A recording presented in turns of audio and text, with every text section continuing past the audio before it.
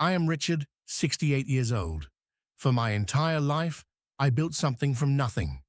I turned a small garage workshop into Harrison Manufacturing, a company worth $340 million. I employed 2,000 people. I created wealth, not just for myself, but for an entire community. My wife, Margaret, always told me that family was everything, that blood was thicker than water, that our children would carry on our legacy with pride. But the worst betrayal didn't come from business rivals or market crashes. It came from my own children, from the 3 people I raised, educated, and loved unconditionally, who spent my final year circling me like vultures, waiting for me to die. I was sitting in my lawyer's office on a Tuesday morning in October. Daniel Morrison had been my attorney for 30 years, handling everything from corporate deals to estate planning. The office smelled like leather and old books, the kind of place where serious decisions were made. I had just been given 3 months to live. Pancreatic cancer, stage 4, too advanced for treatment.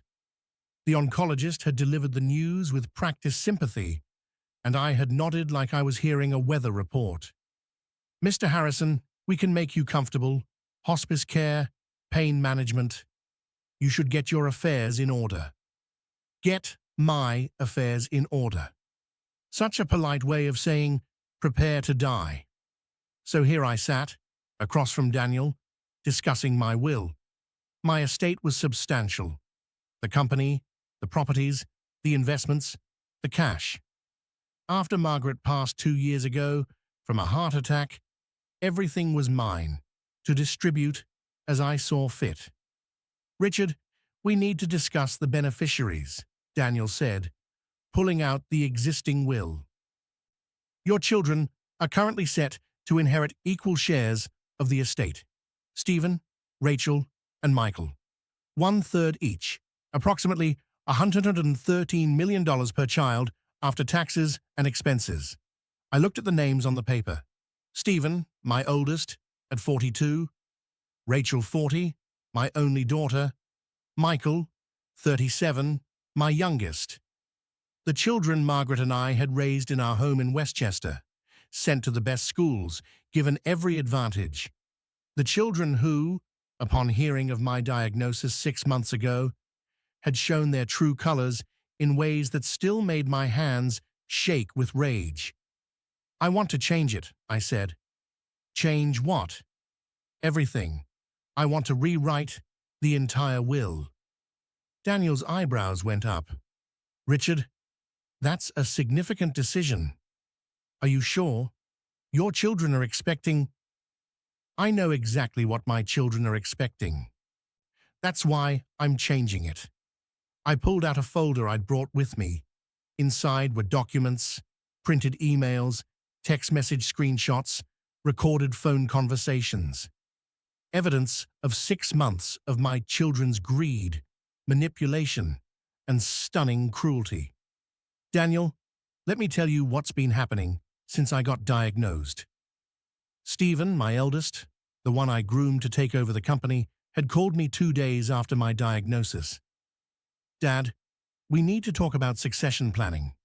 The board is concerned about leadership stability. I think we should accelerate the transition. You step down as CEO now, I step up, and we avoid any market panic when the time comes. When I die, he meant, but he couldn't even say it. I should step down now. Stephen, I'm still capable of running the company. For how long, though? Dad, be realistic. You're sick. You're going to get sicker. Better to transition now while you can still help me settle in. Translation: give me control now so I can start making changes before you're around to stop me.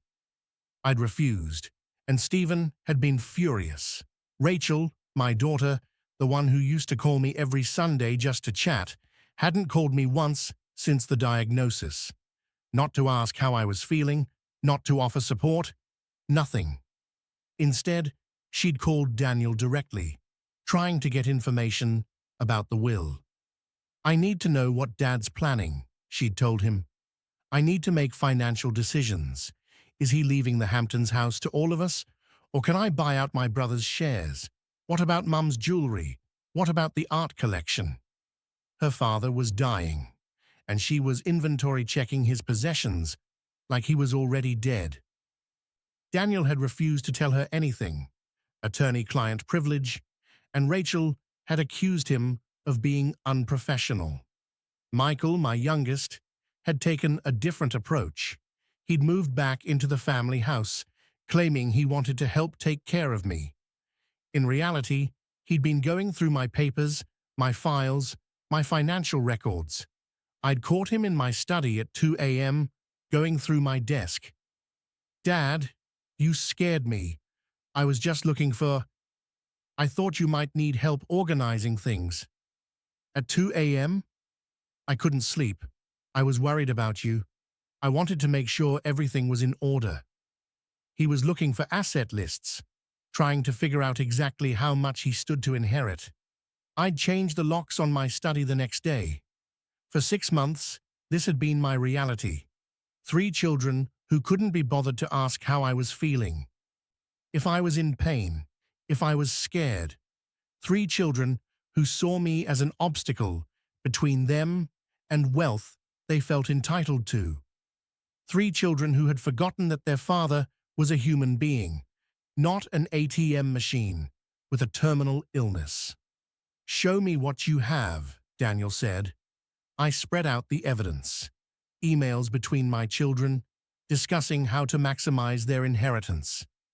Text messages where Stephen told Rachel to keep Dad calm so he wouldn't change the will. Recorded phone calls where Michael told a friend he was just waiting for the old man to croak so I can finally live my life. Daniel read through everything, his expression growing darker. Richard, this is awful. I'm so sorry. But are you sure you want to cut them out entirely? They're still your children. Are they? Because children are supposed to love their parents. These people love my money. There's a difference. What do you want to do? I smiled. It wasn't a nice smile. I want to give them exactly what they want. I want to give them their inheritance, every penny they're expecting, but I want to do it in a way that teaches them a lesson they'll never forget. And I want to make sure that the people who actually cared about me, the people who showed up during these 6 months, are taken care of. Daniel leaned forward. What are you thinking? I'm thinking about poetic justice. I'm thinking about a will that looks like everything they want on the surface, but is actually something very different underneath. I'm thinking about one sentence, Daniel. One sentence buried in the legal language that will change everything. Tell me, I told him. As I explained my plan, Daniel's eyes widened. Then he started laughing. Actually laughing, something I'd never seen him do in a business meeting. Richard, that's brilliant. Absolutely brilliant. But it's also cruel. They've been cruel to me for 6 months. I'm just returning the favor with interest. This will destroy them. Good. Maybe they'll learn something from the destruction. Maybe they'll become better people. Or maybe they'll just be broke. Either way, I win. Daniel pulled out a fresh legal pad. Okay, let's draft this. But Richard, I need to ask. Are you doing this out of spite? Or do you genuinely believe this is the right thing?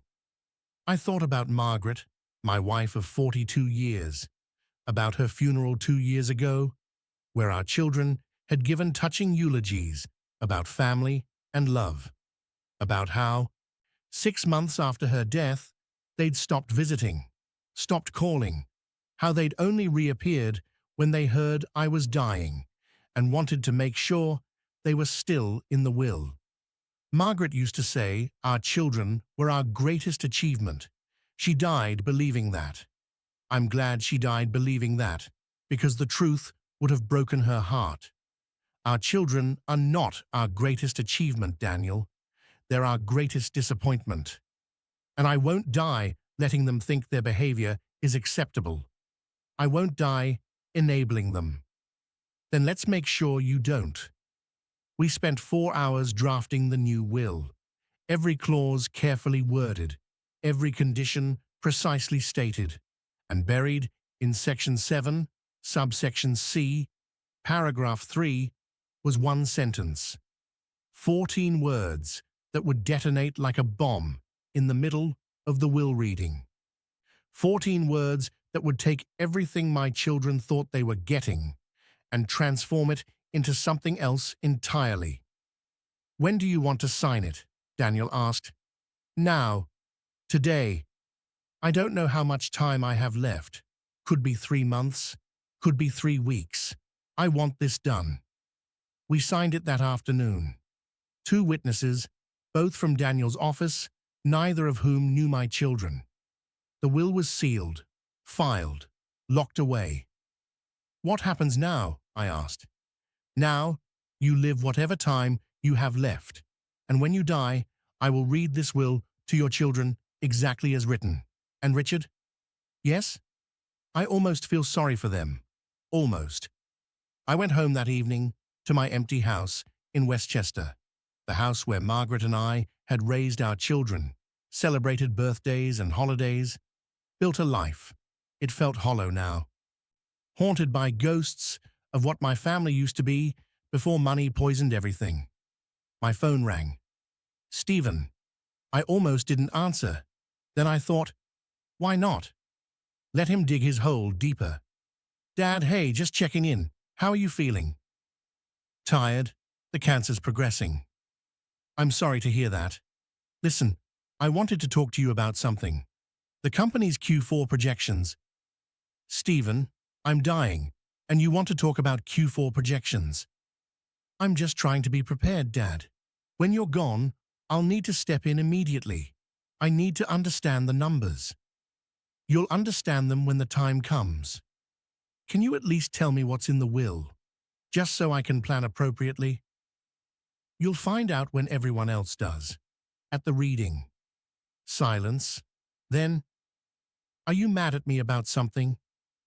"Mad? No, Stephen. I'm not mad. I'm disappointed." "There's a difference." "What does that mean?" "It means I thought I raised you to be a better man than you turned out to be. It means your mother would be ashamed. It means you'll understand everything when Daniel reads the will." "Goodbye, Stephen." I hung up. My phone immediately buzzed with texts. "Stephen." "Dad, what are you talking about?" "Rachel." "Stephen just called me. He said you were acting weird. Are you okay?" "Michael." "Dad, please call me. I'm worried about you." I turned off my phone. Let them worry. Let them panic. Let them spend the next few months terrified that I'd cut them out of the will. It would almost make the truth more delicious, because I hadn't cut them out. I'd given them exactly what they asked for, their inheritance, their money, every penny. But by the time they understood the conditions attached, by the time Daniel finished reading that one sentence, their world would collapse. And I would be watching from whatever comes after this life, finally at peace. Stop right there. If you're listening to this and you can feel the rage, the disappointment, the betrayal this father is feeling, I need you to hit that like button right now, because this story is about to get absolutely wild. And in the comments, tell me, what do you think that one sentence says? What's the twist? Drop your guesses below. The most creative answer gets a shout out in my next video. I looked at the sealed envelope on my desk containing my new will. Inside was a time bomb that would detonate the moment Daniel read it aloud. My children thought they knew what was coming. They thought they had it all figured out. But they had no idea that the will they were expecting, the inheritance they were counting on, came with a price they would never be willing to pay. And when they found out what it would cost them, when they understood what I'd actually done, They would learn the most expensive lesson of their lives. Greed doesn't just cost you money, it costs you everything. I died on a Wednesday morning in December, 3 months and 2 days after my diagnosis. The hospice nurse found me in bed, peaceful, my medication chart showing I'd taken my last dose of morphine at 6 a.m. I'd made it longer than expected, the doctor said. Strong constitution, fighter's spirit. The truth was simpler. I'd been waiting to see how my children would behave in those final weeks, waiting to see if any of them would prove me wrong, show genuine care, give me a reason to call Daniel and change the will back. They didn't. Stephen visited twice in 3 months, both times to talk about the company. Rachel came once, spent the entire visit photographing items in the house with her phone, making notes about what she wanted to claim. Michael stayed in the house, but he might as well have been a ghost. He avoided my room, avoided conversation, avoided anything that reminded him his father was dying in the bedroom down the hall. The funeral was held on a Saturday, winter in Westchester, snow falling gently on the cemetery where Margaret was buried. The service was at St. James Episcopal Church, the same church where Margaret and I were married 44 years earlier. 500 people attended. Business associates, employees from Harrison Manufacturing, friends from the country club, distant relatives I barely remembered. My children sat in the front row, dressed in black, faces appropriately solemn. If you didn't know better, you'd think they were grieving. Stephen gave the eulogy. He stood at the podium, looking every inch the successful son. My father was a giant. He built an empire from nothing. He taught me everything I know about business, about leadership, about persistence. He was tough, demanding, but always fair. He believed in hard work and integrity, and he believed in family above all else. The irony was so thick I would have laughed if I'd been alive to hear it. Family above all else. Stephen didn't believe in family, he believed in inheritance. Rachel cried during the eulogy, real tears streaming down her face, but I'd seen the text she'd sent to her husband the day before. Finally, God, I thought this would never end. At least now we can get the estate settled and move on. She was crying for the cameras, for the people watching, for the image of the grieving daughter. Not for me. After the service, there was a reception at the house. My house, though it wouldn't be for much longer. People milled around eating catered food, drinking expensive wine, telling stories about me. I was, by all accounts, a brilliant businessman, a demanding boss, a devoted husband, a complicated father. That last one came from my old friend Walter, who'd known me since college. Richard loved his kids, but he expected a lot from them. Sometimes, I think he expected too much. Or maybe I expected basic human decency and got disappointed.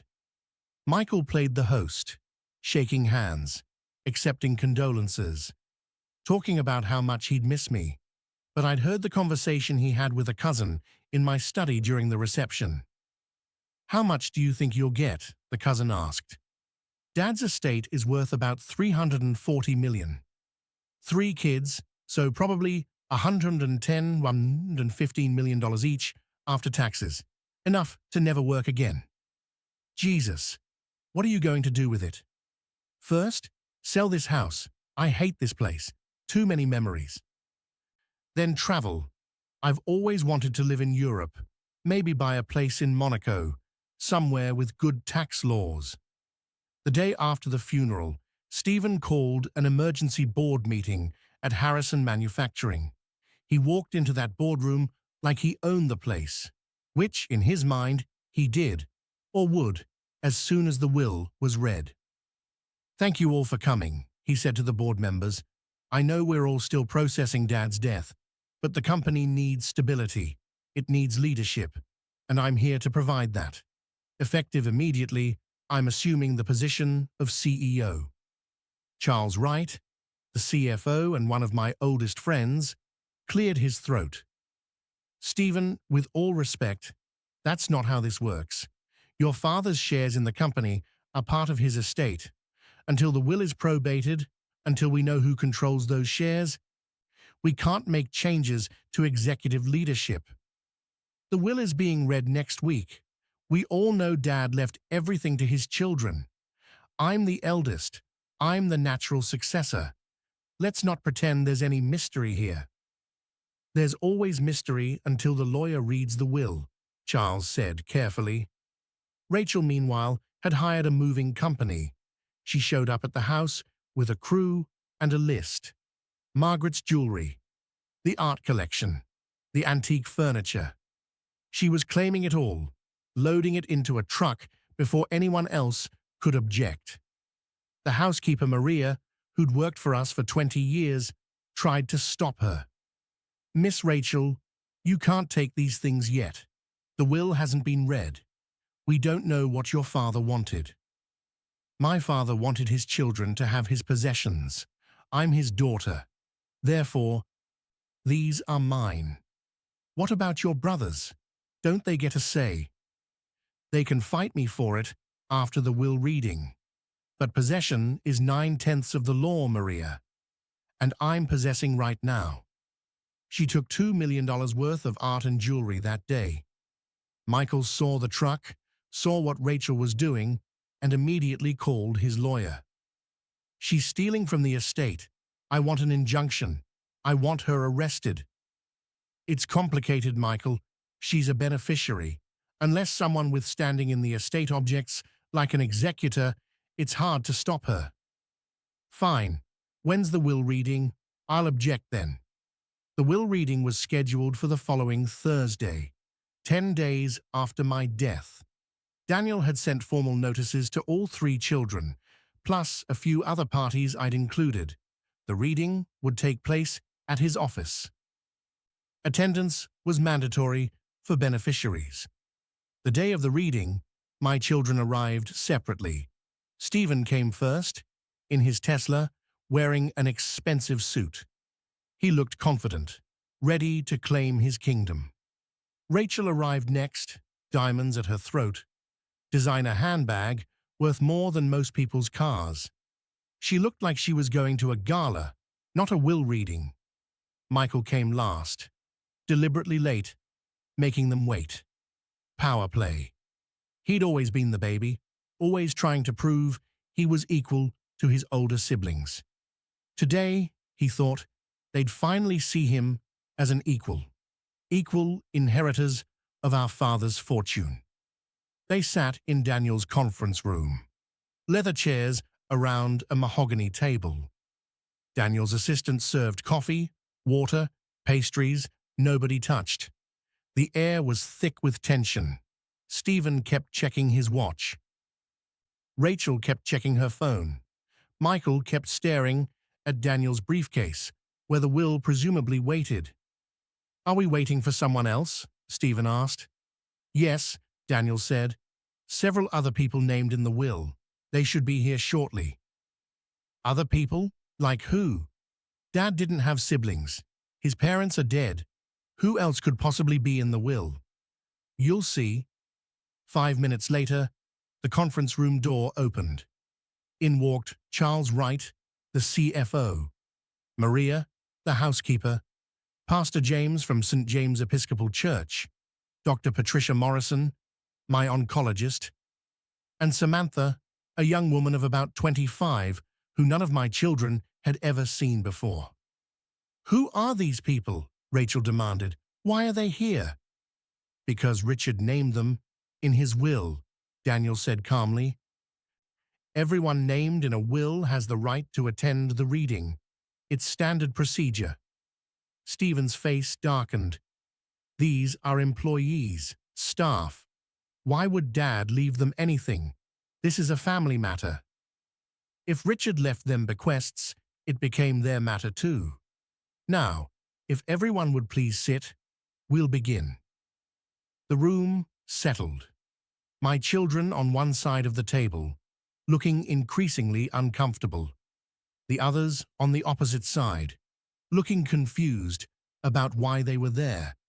Daniel pulled out the will. 47 pages. Every word carefully chosen. Every clause deliberately crafted. This is the last will and testament of Richard Harrison, executed on October 17th, 3 months before his death. Richard was of sound mind and body when this will was drafted. I was present for the signing, along with 2 witnesses. This will supersedes all previous wills and codicils. Rachel leaned forward. Just tell us the important parts. The asset distribution. Who gets what? Rachel, I have to read the entire will. That's the law. You're welcome to leave if you find it tedious, but you'll miss information pertinent to your inheritance. She sat back, arms crossed. Fine. Read it, Daniel began. The first sections were standard. Funeral arrangements, already completed. Burial preferences, already honored. Debt settlement, the estate had no debt. Then came the bequests. To Maria Sanchez, my housekeeper of 20 years, I leave $500,000 in recognition of her loyal service and genuine kindness during my final illness. Maria's hands flew to her mouth. She started crying. My children stiffened. Stephen's jaw clenched. To Charles Wright, my CFO and friend, I leave $2 million in my collection of vintage watches, which he always admired. Charles looked stunned. Richard, I don't know what to say. You don't need to say anything, Daniel told him gently. He wanted you to have it. To Pastor James, for St. James Episcopal Church, I leave $1 million to be used for community outreach programs. The pastor nodded, tears in his eyes. God bless Richard. This will change so many lives. To Dr. Patricia Morrison, who cared for me with compassion and honesty during my final months, I leave $500,000. This is insane, Stephen said. He's giving away millions to random people. They're not random, Daniel interrupted. They're people who mattered to your father, people who showed up for him, people who cared. What about us? We're his children. We're his actual family. We're getting to that. If you'll let me continue. Daniel read through several more small bequests. Former employees, old friends, charitable organizations. By the time he was done with the preliminary bequests, my children were vibrating with rage. They'd just watched $6 million of their inheritance given away to people they considered beneath them. Now, Daniel said, we come to the primary estate distribution. To my children, Stephen, Rachel, and Michael. The room went silent. This was it. This was what they'd been waiting for. I leave my entire remaining estate, the company shares, the properties, the investments, the cash, the possessions, everything, divided equally among the 3 of them. Stephen exhaled. Rachel smiled. Michael actually laughed with relief. However, Daniel continued, and that one word made them all freeze. However, this inheritance comes with conditions, conditions that must be met before any assets are transferred. The conditions are as follows. He read through a list. Standard stuff. The children had to settle any disputes among themselves without litigation. They had to complete the probate process. They had to file the appropriate tax documents. Stephen was nodding along. Fine, fine. We can do all that. What else? And finally, Daniel said, flipping to page 34, section 7, subsection C, paragraph 3, to receive their inheritance, each child must work for Harrison Manufacturing for a period of no less than 5 years in positions determined by the board of directors at the salary determined by said board with performance reviews conducted annually. No child may access their inheritance, sell their shares, or receive any distributions until this 5-year term of employment is successfully completed. The silence in the room was absolute. Stephen's face went from confident to confused to horrified in about 3 seconds. "What?" he whispered. "What did you just say?" "Your father left you everything, but you have to work for it. 5 years, whatever position the board assigns you, whatever salary they decide. If you quit, if you're fired for cause, if you refuse the position, you forfeit your entire inheritance." Rachel stood up, her chair scraping loudly against the floor. "That's insane. He can't do that. That's not a bequest. That's indentured servitude. It's a condition of inheritance. Perfectly legal. Your father had the right to distribute his assets as he saw fit, with whatever conditions he chose." Michael was reading ahead in his copy of the will, his face getting paler with each line. "There's more. It says here that if any of us challenges the will, we forfeit everything. If any of us tries to sell our shares before the 5 years are up, we forfeit everything. If any of us fails to meet performance standards, we forfeit everything. And if we forfeit, our share doesn't go to the other siblings. It goes to—" He looked up, his eyes finding Samantha across the table. "It goes to her. Who the hell is she?" Oh my God. Did you catch that? Hit that like button right now if your jaw just dropped. These greedy kids thought they were getting $110 million each to do whatever they wanted. Instead, they have to work for 5 years to get a penny, and if they don't, it all goes to a mysterious woman they've never met. Drop karma in the comments if you think this is exactly what they deserve. Daniel looked at Samantha, who'd been sitting quietly through the entire reading. "Samantha, would you like to introduce yourself to the room?" She stood up, and I wish I could have been there to see my children's faces, because Samantha was about to tell them exactly who she was and why she was about to inherit everything if they screwed this up. And the truth was going to hurt them more than any legal condition ever could. Samantha stood slowly, her hands shaking slightly.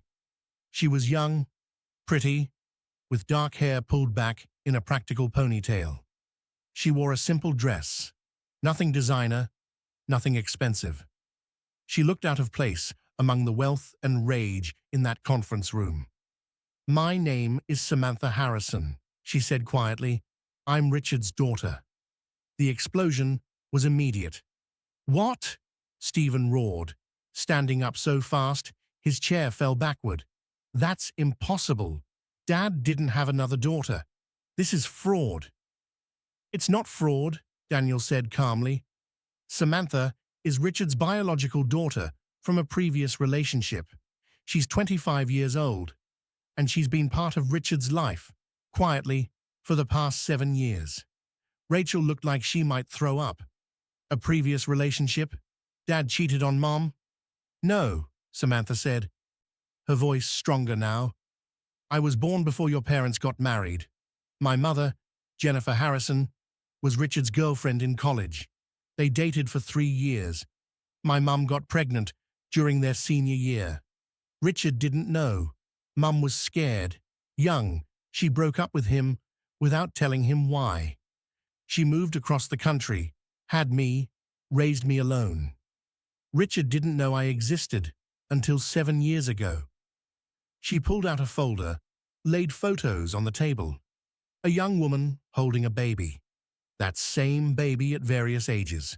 School photos, birthday parties, graduations. "Mom died 7 years ago. Cancer.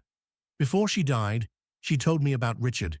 She said she'd made a mistake not telling him about me, but she was dying and she wanted me to have family. She gave me his information. I reached out." Michael was frantically looking at his phone, probably trying to verify this story. "This is insane. Why didn't Dad tell us? Why did he hide you?" He didn't hide me. He told you. All of you. 5 years ago. She pulled out more papers, emails, text messages. Here's the email Richard sent to Stephen in 2020. Subject line, important family news. He explained my existence, asked to introduce us.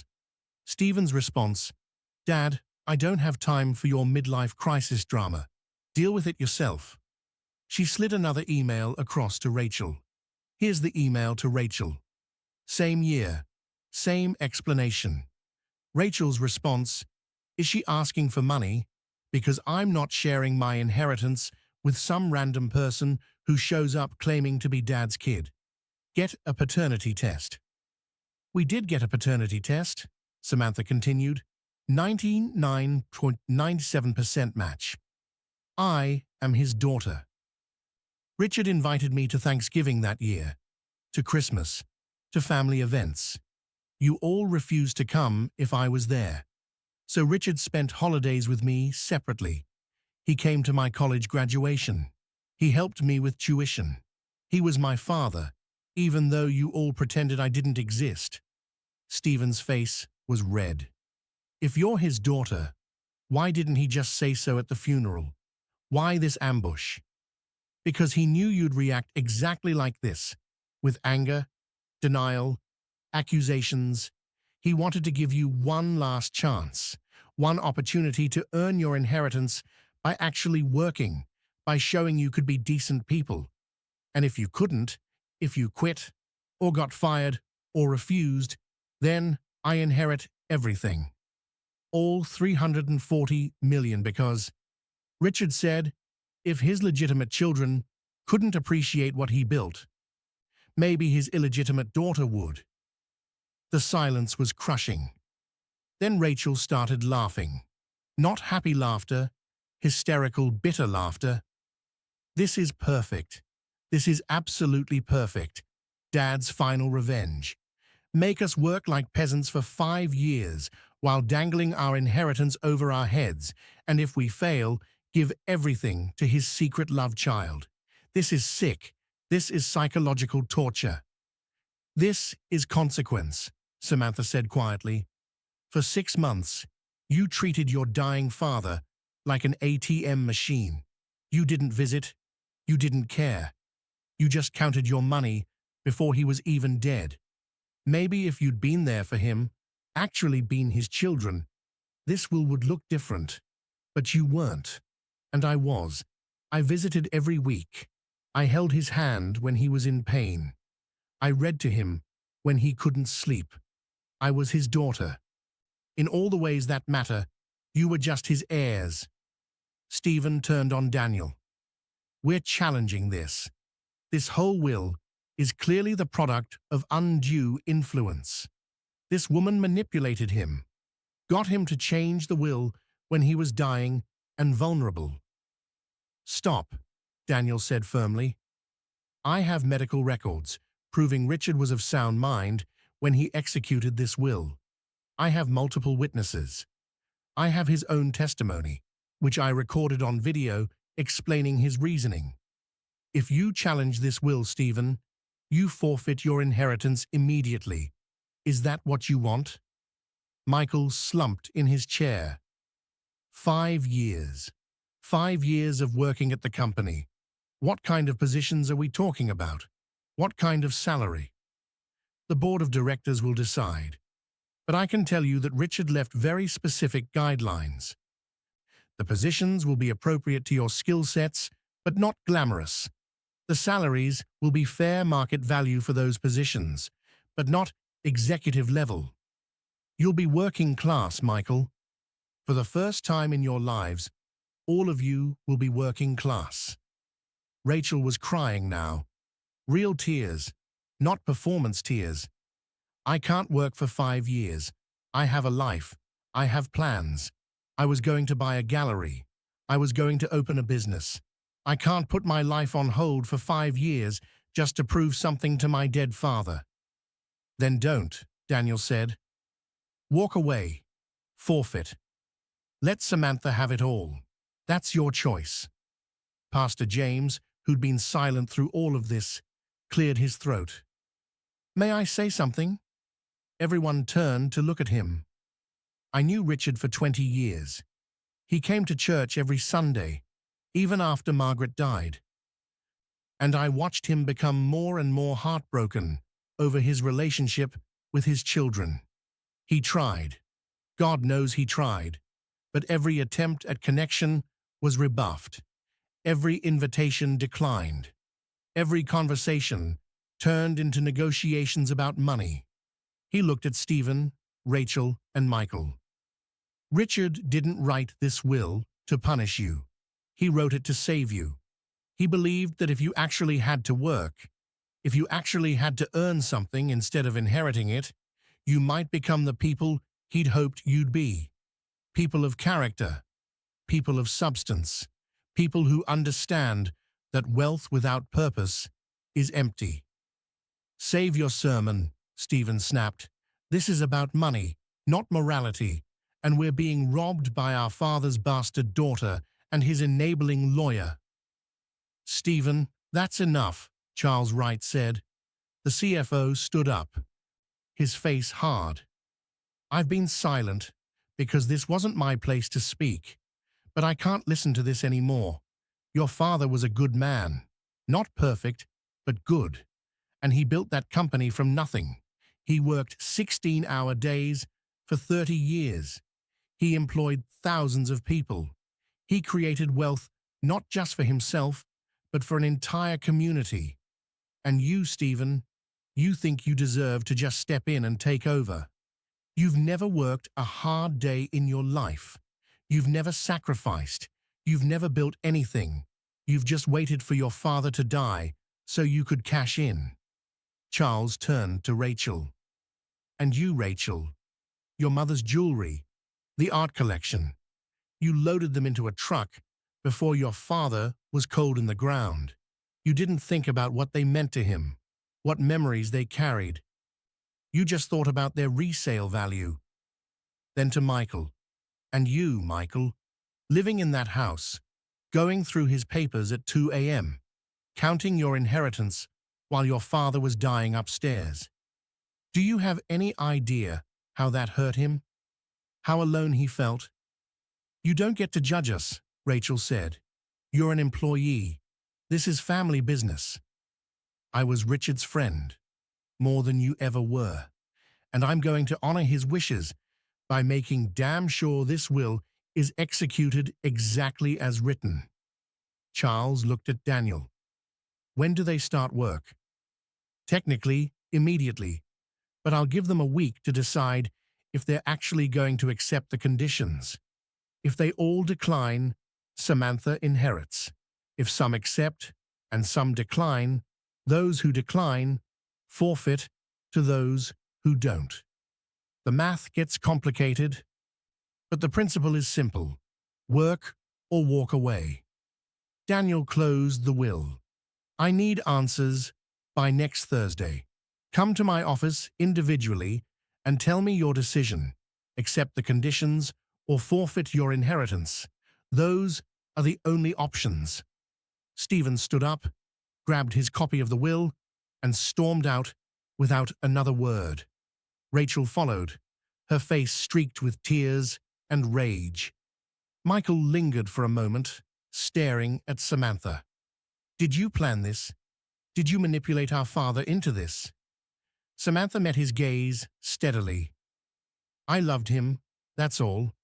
I didn't ask for any of this. But I won't apologize for being the daughter who showed up when he needed someone. You had 42 years. Stephen had 44. Rachel had 40. I had 7. And in those 7 years, I was more of a child to him than any of you. That's not my fault. That's yours." Michael left without responding. The room emptied slowly. Maria, still crying, hugged Samantha. Charles shook her hand. Dr. Morrison congratulated her quietly. Pastor James blessed her. And then it was just Samantha and Daniel. "How are you holding up?" Daniel asked. "I don't know. I didn't expect them to be that hostile. They're going to get worse before they get better. If they get better, are you prepared for that? Samantha nodded slowly. Richard prepared me. He told me what would happen. He said they'd hate me, blame me, try to destroy me. He said that if I was going to be part of this family, I needed to be strong enough to withstand their worst. I think I can be. Good. Because the next 5 years are going to be brutal. If they accept the conditions, they'll resent you every single day. If they decline and you inherit everything, they'll spend the rest of their lives trying to destroy your reputation. Either way, this is going to be hard. It's worth it. Richard gave me something none of them ever had. He gave me a father who saw me, who valued me, who loved me unconditionally. They got money and privilege and every material advantage. I got him, and I'd trade all $340 million for one more day with him. Daniel smiled. He said you'd say something like that. That's why you're in the will. My mind, or whatever consciousness remains when you die, drifted back to 7 years earlier, the day I got the email that would change everything. Subject line, you don't know me, but you're my father. I'd almost deleted it as spam, but something made me open it. Inside was a letter from Samantha, explaining who she was, who her mother was, attaching photos and a birth certificate and a letter from Jennifer, written as she was dying. Dear Richard, I made a mistake 25 years ago. I was pregnant with your child, and I was terrified. We were so young, about to graduate, about to start our lives. I panicked. I broke up with you, moved away, had our daughter alone.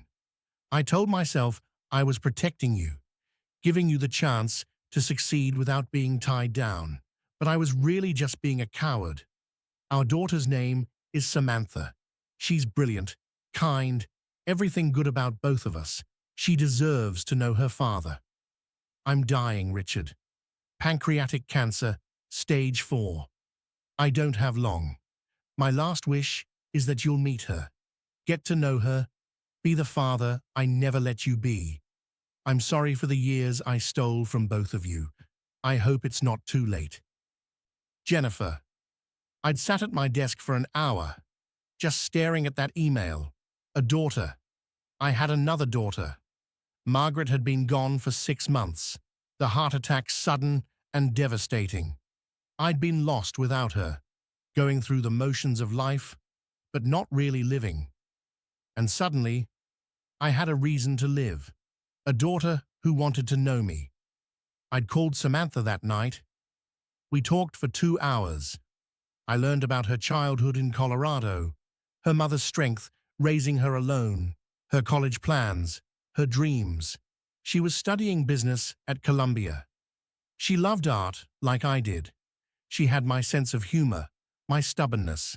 She was undeniably mine. We met the next week at a coffee shop in Manhattan. I saw her walk in, and my heart stopped. She looked like Jennifer, but she had my eyes, my smile, my gestures. We talked for 4 hours, sitting in that coffee shop long after our drinks went cold. I told her about my life, my company, my marriage. I told her about Stephen, Rachel, and Michael. I told her I wanted her to be part of my life, part of my family. I don't want to cause problems, she'd said. I don't want to disrupt your relationship with your other children. You won't disrupt anything. You'll enhance it. They'll love you. God, I'd been naive. I'd really believed my children would welcome their sister, embrace this unexpected gift. Instead, they'd reacted with suspicion, hostility, and greed. They didn't see a sister. They saw competition for inheritance. I'd tried for years to integrate Samantha into the family. I'd invited everyone to Thanksgiving, explaining that Samantha would be there, that I wanted us all together. Stephen had called me an idiot. Dad, you're being scammed. This woman shows up with some sob story about being your daughter. And you just believe her. Get a paternity test. Protect yourself. So I did. 99.97% match. She was mine, I told Stephen. His response, okay, so she's your daughter. That doesn't mean she gets to take our inheritance. Mom spent her whole life building this family. This random person doesn't get to waltz in and take what's ours. She's not trying to take anything. She just wants a father. Then buy her a car and pay for college, but keep her away from the will. I mean it, Dad. If you put her in the will, we'll challenge it. We'll tie up the estate for years. Don't do this to us. Rachel had been worse. She'd hired a private investigator to dig up dirt on Samantha and Jennifer, looking for evidence of fraud, of conspiracy, of anything that would invalidate Samantha's claim. She'd found nothing because there was nothing to find. Jennifer had been a good woman who made a scared choice when she was young. Samantha was exactly who she claimed to be, but Rachel couldn't accept it. Dad, this is going to destroy our family. Mum's barely been gone 2 years, and you're replacing her with this woman's bastard daughter. Samantha is not replacing anyone, and she's not a bastard. She's my child, just like you. No, not like me. I'm your legitimate daughter. She's a mistake you made in college. There's a difference. Michael had taken a different approach. He'd tried to befriend Samantha, but only to gather information. How much contact did she have with me? What had I promised her? What did she expect from the family? Samantha had seen through it immediately and kept her distance. For 5 years, I'd tried. 5 years of separate holidays, because my children refused to be in the same room as their sister. 5 years of solo visits with Samantha, stolen moments where I got to be her father without the judgment and hostility of my other children. 5 years of hoping things would change. They didn't. And then I got diagnosed with cancer, and I watched my children's true colors emerge. Stephen saw CEO potential. Rachel saw art collections and jewelry. Michael saw freedom and travel and a life funded by my death. Samantha just saw her father dying. She came every week, sometimes twice a week. She brought books and read to me when the pain made it hard to think. She brought music and played it softly when I couldn't sleep.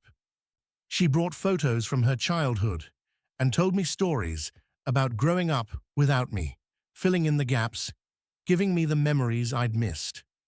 One night, about a month before I died, she was sitting by my bed.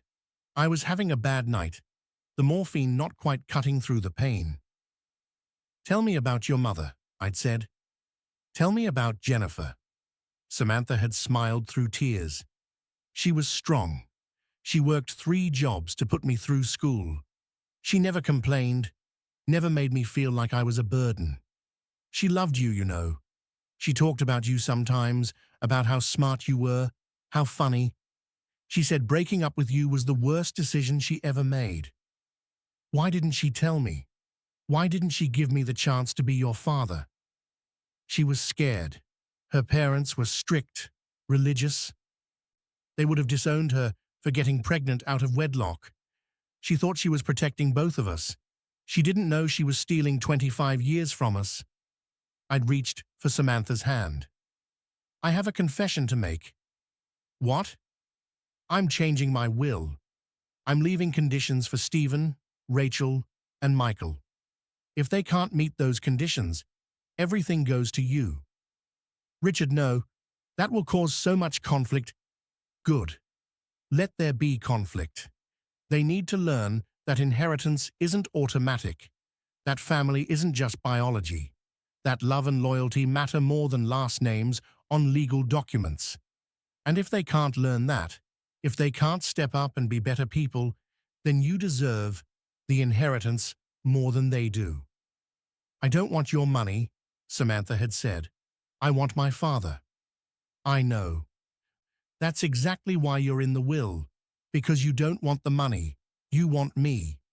And that makes you the only one Who deserves it? She'd cried then.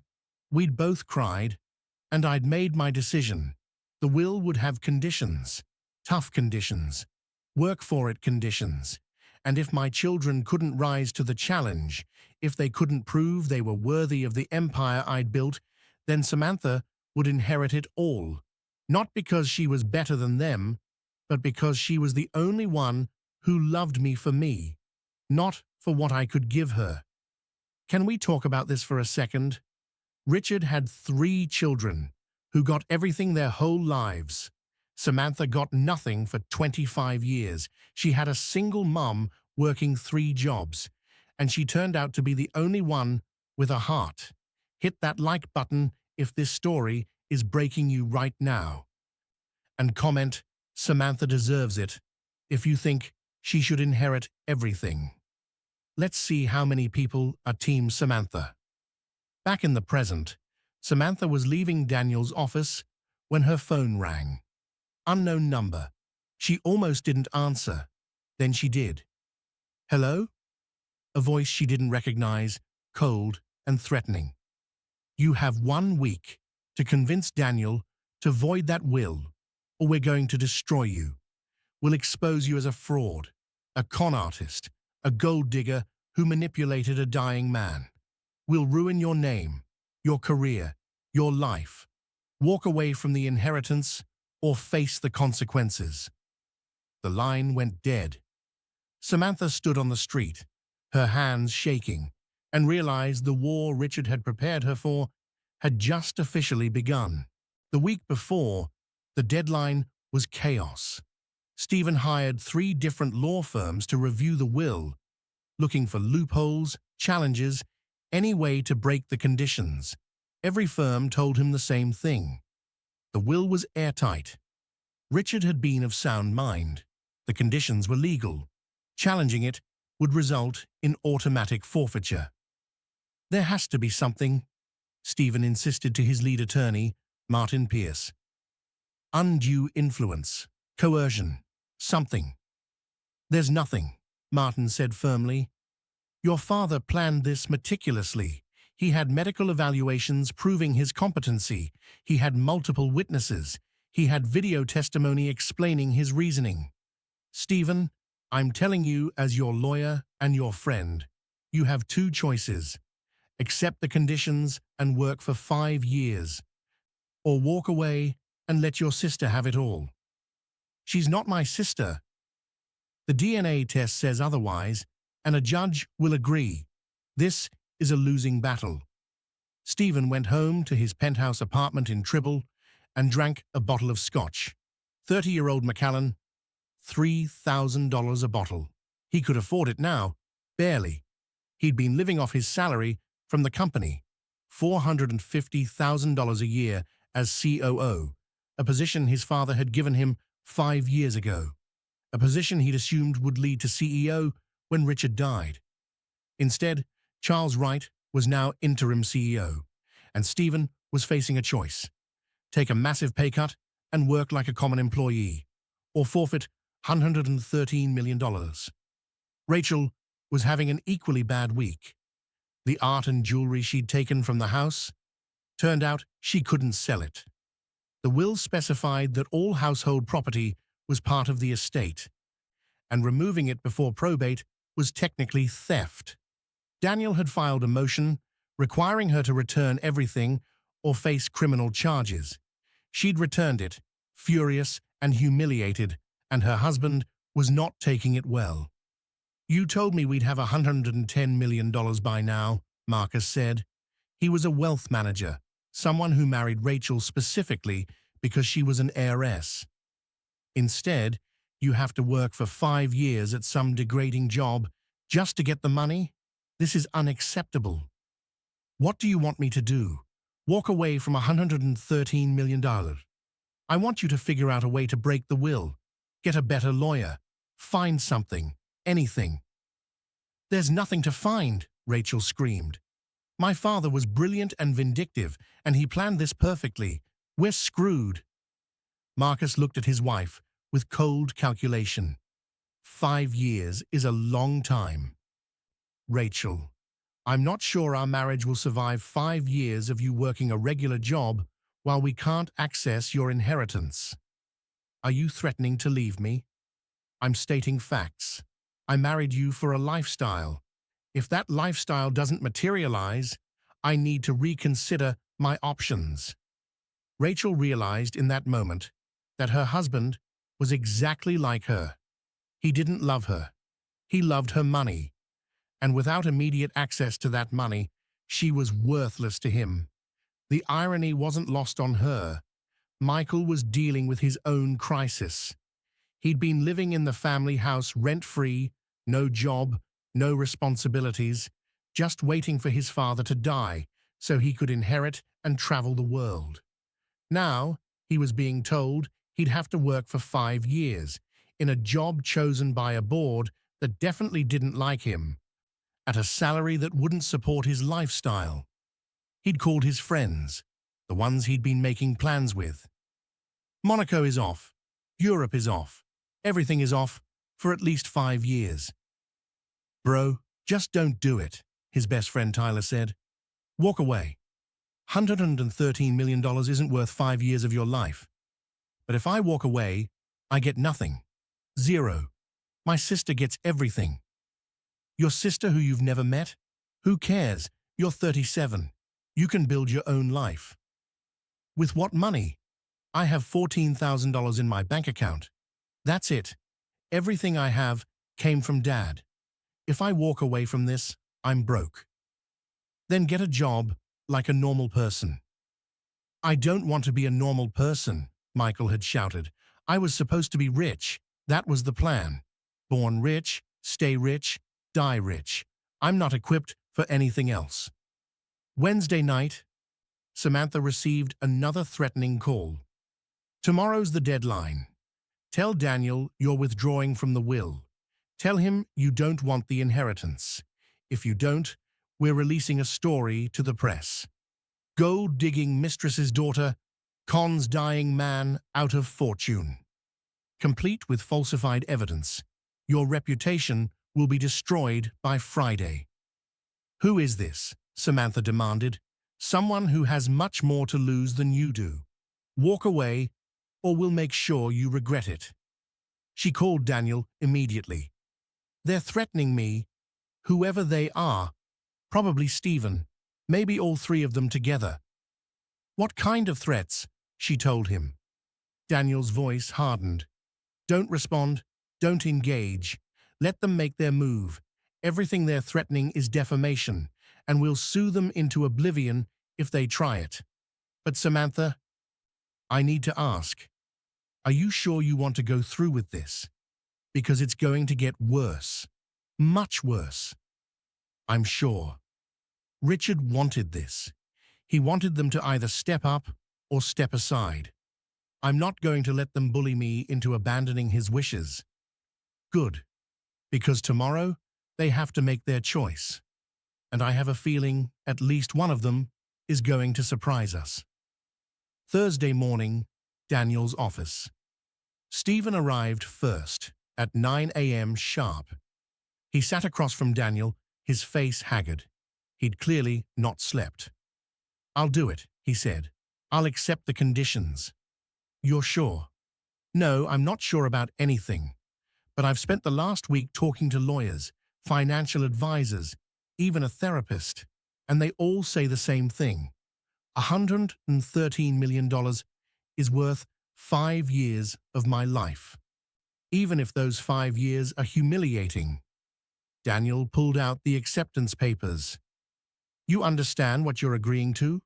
5 years of employment at Harrison Manufacturing, position and salary determined by the board, annual performance reviews, any failure resulting in forfeiture.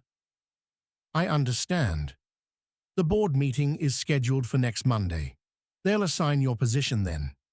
I'll be honest, Stephen, it's not going to be CEO. It's not even going to be COO. Your father's instructions were very specific. You're going to be starting from the bottom. Stephen's jaw clenched. How bottom? You'll find out Monday. He signed the papers, his hand shaking with rage. My father was a bastard. You know that, right? This is cruel and unusual punishment. Your father was a man who wanted his son to understand what he built. He started in a factory, Stephen. He worked a drill press for minimum wage when he was 18. He built the company from that foundation. He wanted you to see what that foundation looks like. Maybe you'll learn something. Or maybe I'll just spend 5 years resenting him. That's your choice. But he gave you an opportunity. Try not to waste it. Rachel came at 11 a.m. She'd been crying, her makeup smudged. I'm here to accept, she said. But I want it noted that I'm doing this under duress. My father is blackmailing me from beyond the grave. It's not blackmail, it's a condition of inheritance. There's a legal difference. Whatever. Where do I sign? Daniel slid the papers across. Rachel, I need to tell you the same thing I told Stephen. The position you're assigned will not be glamorous. Your father wanted you to work in a role that teaches humility and perspective. It's going to be difficult. More difficult than my husband threatening to leave me if I don't secure my inheritance. More difficult than returning all of my mother's jewelry like a criminal. More difficult than spending a week being threatened and harassed. I doubt it. She signed with angry slashes of the pen. When do I find out what degrading position I've been assigned? Monday, board meeting. All 3 of you will be there. Michael was scheduled for 2 p.m. He didn't show up. At 2:30, Daniel called him. Michael, you're late. Are you coming? I don't know. I'm sitting in my car outside your building, and I can't decide if I'm going to walk in or drive away. What's holding you back? Pride. If I accept these conditions, I'm admitting my father was right about me, that I'm useless, that I need to be taught a lesson, that I'm not good enough as I am. If I walk away, at least I keep my dignity. Michael, dignity doesn't pay rent. Dignity doesn't buy food. You walk away from this, you'll have your pride and $14,000. Is that really better than swallowing your pride for 5 years and walking away with $113 million? Long silence. Then, I hate him. I hate my father for doing this. I know, but he's dead. You can't hurt him anymore. You can only hurt yourself. Come inside, sign the papers, choose your future over your ego. 20 minutes later, Michael walked into the office. He looked defeated, broken. I'll do it, but only because I don't have a choice. You have a choice. You're making it. That's actually growth, Michael. Recognizing reality and adapting. Michael signed the papers without reading them. What happens now? Now we wait for Monday. The board will assign your positions, your salaries, your responsibilities, and then you start your 5 years. Any questions? Just one, Michael said. If we successfully complete the 5 years, do we ever have to see Samantha again? Or can we go back to pretending she doesn't exist? That depends on you. Richard hoped this experience would bring his family together, but he was realistic enough to know it might not. The will doesn't require you to have a relationship with Samantha. It just requires you to earn your inheritance. What you do after that is your business.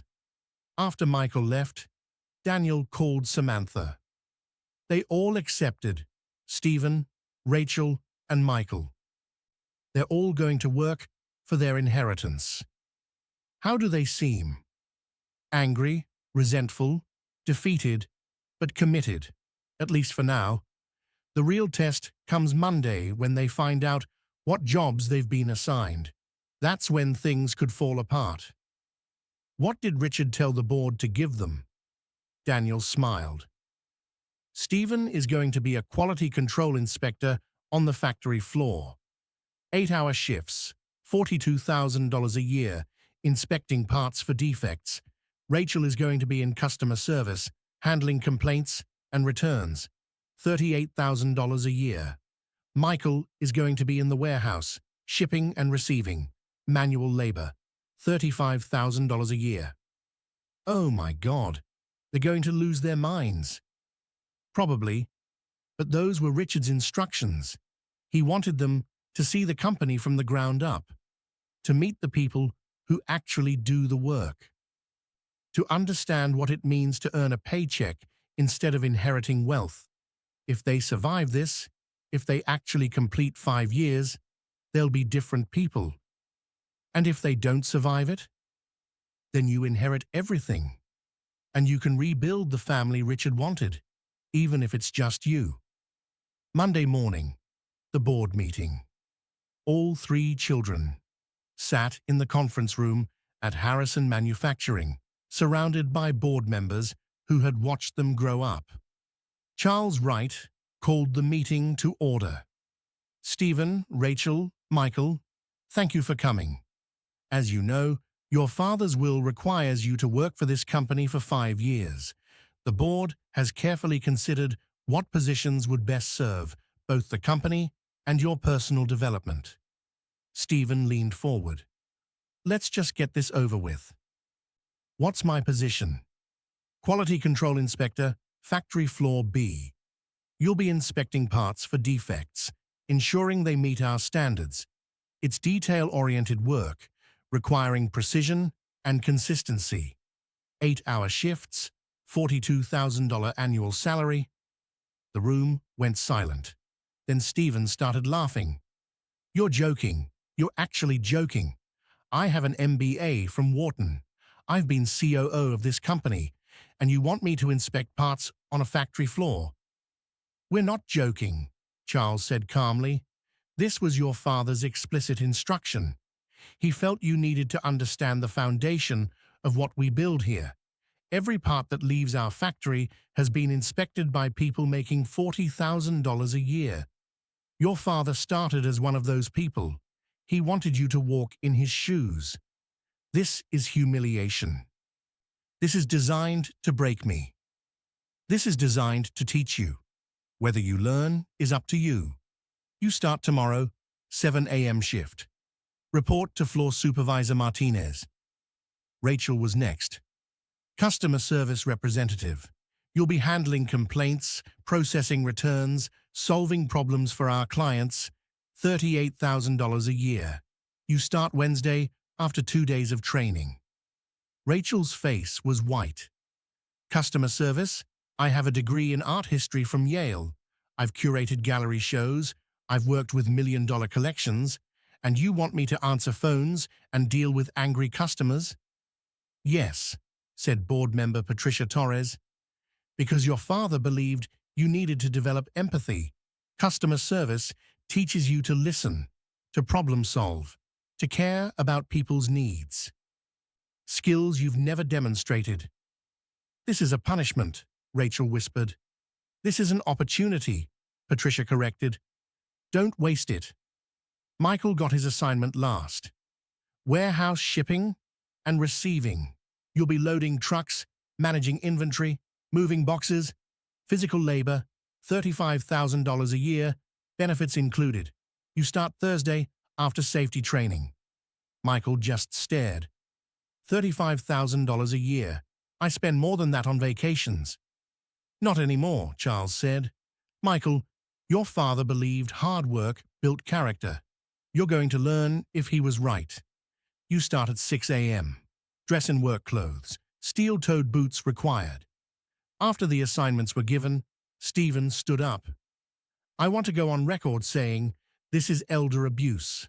My father was clearly not in his right mind when he wrote this will. Stephen, Charles interrupted, I have a video I'm going to play for you, all of you. Richard recorded it a week before he died. He wanted you to see it, if you accepted the conditions. The screen at the front of the conference room lit up, and there I was, sitting in my study, weak but clear-eyed. Stephen, Rachel, Michael, if you're watching this, it means you accepted the conditions. Good. I'm proud of you for that much at least. Now, you're probably angry, probably feeling humiliated. Probably thinking, I've lost my mind. Let me explain why I did this. I built Harrison Manufacturing from nothing, from a garage with one machine and a dream. I worked 16-hour days. I did every job in this company, from sweeping floors to negotiating contracts. I built something real, something that employs 2,000 families, something that matters. And I wanted to pass that on to you, not just the money, but the understanding of what it takes to build something meaningful. But you never learned that. You grew up rich, entitled, given everything without earning anything. And you became exactly what I feared. People who measure worth in dollars, who see other human beings as either useful or disposable, who believe inheritance is a right rather than a privilege. You're not bad people. You're just incomplete. You're adults who never had to struggle, and struggle is what builds character. So I'm giving you struggle, 5 years of it. Real work, real wages, real consequences for real performance. You're going to hate it. You're going to resent me. You're going to want to quit every single day. Don't. Push through. Learn what it means to be part of something bigger than yourself. Learn what it means to earn respect instead of expecting it. Learn what it means to work alongside people who've been doing these jobs for decades with dignity and pride. At the end of 5 years, if you make it, you'll inherit millions. But more importantly, you'll inherit something money can't buy: self-respect. The knowledge that you earned something through your own effort. That's what I'm giving you. That's my final gift. Don't waste it.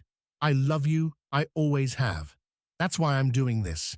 Your father, Richard Harrison. The video ended. The room was silent. Rachel was crying. Michael was staring at the floor. Stephen's jaw was clenched so tight it looked painful. "Any questions?" Charles asked. "Just one," Stephen said quietly. "Does Samantha have to work too? Or does she just get to sit back and watch us suffer?" "Samantha," Charles said, "has been working since she was 16. She put herself through college. She works as a project manager at an engineering firm, making $68,000 a year. She's been earning her way her entire life. That's why she doesn't have conditions. She already knows what you're about to learn. I need you to stop and process this. These 3 kids have to work real jobs for real wages for 5 years just to get their inheritance. Factory work, customer service, warehouse labor. Hit that like button if you think this is exactly what they needed. And comment humility if you think Richard was a genius for designing this. Let's talk about whether tough love works." Stephen left the board meeting and went straight to the factory floor. He stood outside, watching through the windows as workers in safety vests and hard hats moved between machines, doing the jobs his father had designed as lessons. He pulled out his phone and called a number he'd hoped he'd never have to use. "Marcus, it's Stephen. I need to talk about your offer, the one where we team up against Samantha and find a way to break the will. I'm interested now, very interested, because there's no way in hell I'm spending 5 years on a factory floor. We need to destroy that will, destroy Samantha's credibility, and take what's rightfully ours, and I don't care what we have to do to make it happen." Stephen's first day on the factory floor was a disaster. He showed up in designer jeans and expensive boots, thinking he was dressed appropriately for manual work. Floor supervisor Martinez, a 50-year-old woman who'd been with the company for 25 years, took one look at him and shook her head. "Those boots aren't steel-toed. OSHA requires steel-toed boots on the factory floor. You can't work until you have proper footwear." "These cost $800, Stephen protested. "I'm sure they did," Martinez said. "But they're not OSHA compliant. There's a supply store 2 blocks away. Go buy proper boots. You can't clock in until you do. Stephen spent his first hour of work buying $60 steel-toed boots that felt like concrete on his feet. When he returned, Martinez handed him safety glasses, earplugs, and a clipboard. You're inspecting parts from line 3. Each part has specifications listed here. You check dimensions, surface finish, any defects. Parts that pass go in the green bin. Parts that fail go in the red bin with a defect tag. Any questions? This is what I'm doing, looking at parts and sorting them. That's quality control. It's one of the most important jobs in the factory. Bad parts that slip through cost us money, reputation, and customer trust. Your father did this job for 2 years when he started. He was good at it. My father was desperate. I'm not. Martinez's expression hardened. Your father was dedicated. There's a difference. Line 3 is over there. You're working with Tommy Chen and Lisa Rodriguez. They'll show you the ropes. Try not to slow them down. Stephen spent his first day measuring parts with calipers, checking surface finishes with templates, tagging defects. By lunch, his back was aching from standing. By 2 p.m., his feet were screaming from the steel-toed boots. By 4 p.m., he'd been corrected twice by Tommy for missing obvious defects. Man, you gotta focus, Tommy said. This part's got a scratch. See? Can't ship that to a customer. It's tiny. Nobody would notice. Quality control notices. That's the point. Your dad would have caught that immediately. My dad isn't here, Stephen snapped. Yeah, we know. We were at his funeral. Good man, tough but fair, paid well, treated people right. You got big shoes to fill.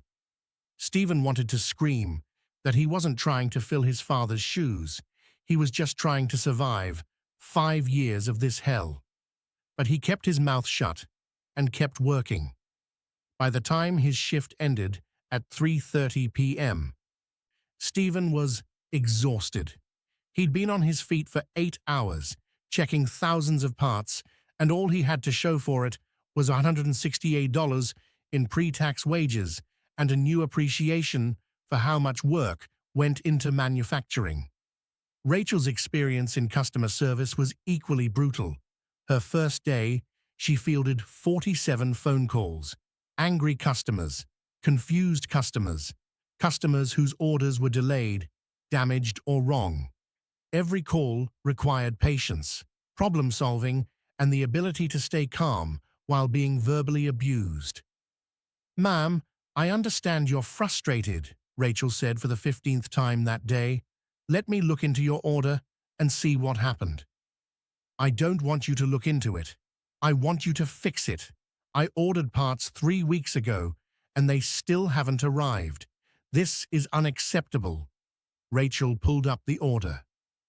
The customer had selected the cheapest shipping option, which clearly stated 3 to 4 weeks delivery. The parts were exactly on schedule. Ma'am, according to your order, you selected economy shipping, which takes... I don't care what I selected. I need those parts now. This is terrible service. I can upgrade you to expedited shipping for the remaining delivery time, but there would be an additional charge. You want me to pay more because your company is incompetent? Let me speak to your supervisor. Rachel transferred the call to her supervisor, Linda, who'd been listening on a monitor. Linda handled it smoothly, apologizing even though the company had done nothing wrong, offering a small discount to placate the customer. After the call, Linda came to Rachel's desk. You can't tell customers they're wrong, even when they are. But she selected economy shipping. It's not our fault she didn't read the fine print. Doesn't matter. Customer service means making the customer feel heard and valued, even when they're being unreasonable. Try again. Rachel handled 20 more calls that day. By 5 p.m., her voice was hoarse, her patience gone, and she'd been yelled at by people who made a fraction of what she used to spend on handbags. She went home and cried in the shower, mascara running down her face, wondering how she'd survive 4 years, 11 months, and 29 more days of this. Michael's warehouse job was pure physical labor. His first morning, he reported to warehouse manager James Davis, a massive man who looked like he could lift a truck. "You're Michael Harrison? Richard's son?" "Yeah." Richard was a good man. "Worked harder than anyone I knew." "You plan on working that hard?" "I plan on doing what I have to do to get my inheritance." James's expression went cold. "Wrong answer. You plan on showing up, doing the minimum, and collecting a paycheck. You won't last a week. In this warehouse, we work as a team. We count on each other. If you're not here to contribute, you can leave now." Michael swallowed his pride. "I'll work hard." "We'll see. You're starting on receiving. When trucks come in, you unload them, verify the shipment against the manifest, and log everything into the system. It's heavy work. Think you can handle it?" "I can handle it." The first truck arrived at 7 a.m. Michael spent the next 3 hours unloading boxes, some weighing over 50 pounds. By 10 a.m., his arms were shaking. By noon, he'd developed blisters on his hands. By 2 p.m., he was seriously considering walking out. I gave the greedy heirs exactly what they wanted, until their lawyer read one sentence and froze. By 2 p.m., he was seriously considering walking out. But then he thought about the alternative: $14,000 in his bank account and no prospects. So he kept unloading boxes. A co-worker, a guy named Dennis, who was in his 50s, noticed Michael struggling. "First day, is it that obvious? You're holding those boxes wrong. You're using your back, not your legs. That's how you hurt yourself. Here, let me show you." Dennis spent 20 minutes teaching Michael proper lifting technique, how to use a hand truck efficiently, how to pace himself so he didn't burn out. "You're Richard's kid, right?" "Yeah." "Your dad used to work in this warehouse, back in the early days, before the company got big. He was good people, always remembered our names, asked about our families. When my wife got sick, he made sure our insurance covered everything, saved our house." Michael felt something uncomfortable twist in his chest. Guilt, maybe, or shame. "I didn't know that." "Most people don't. Richard didn't talk about the things he did for people. He just did them. You seem like you're struggling with this work. Can I give you some advice?" "Sure." "Stop thinking about it as punishment. Start thinking about it as training. Your dad worked every job in this company. That's how he knew how to run it.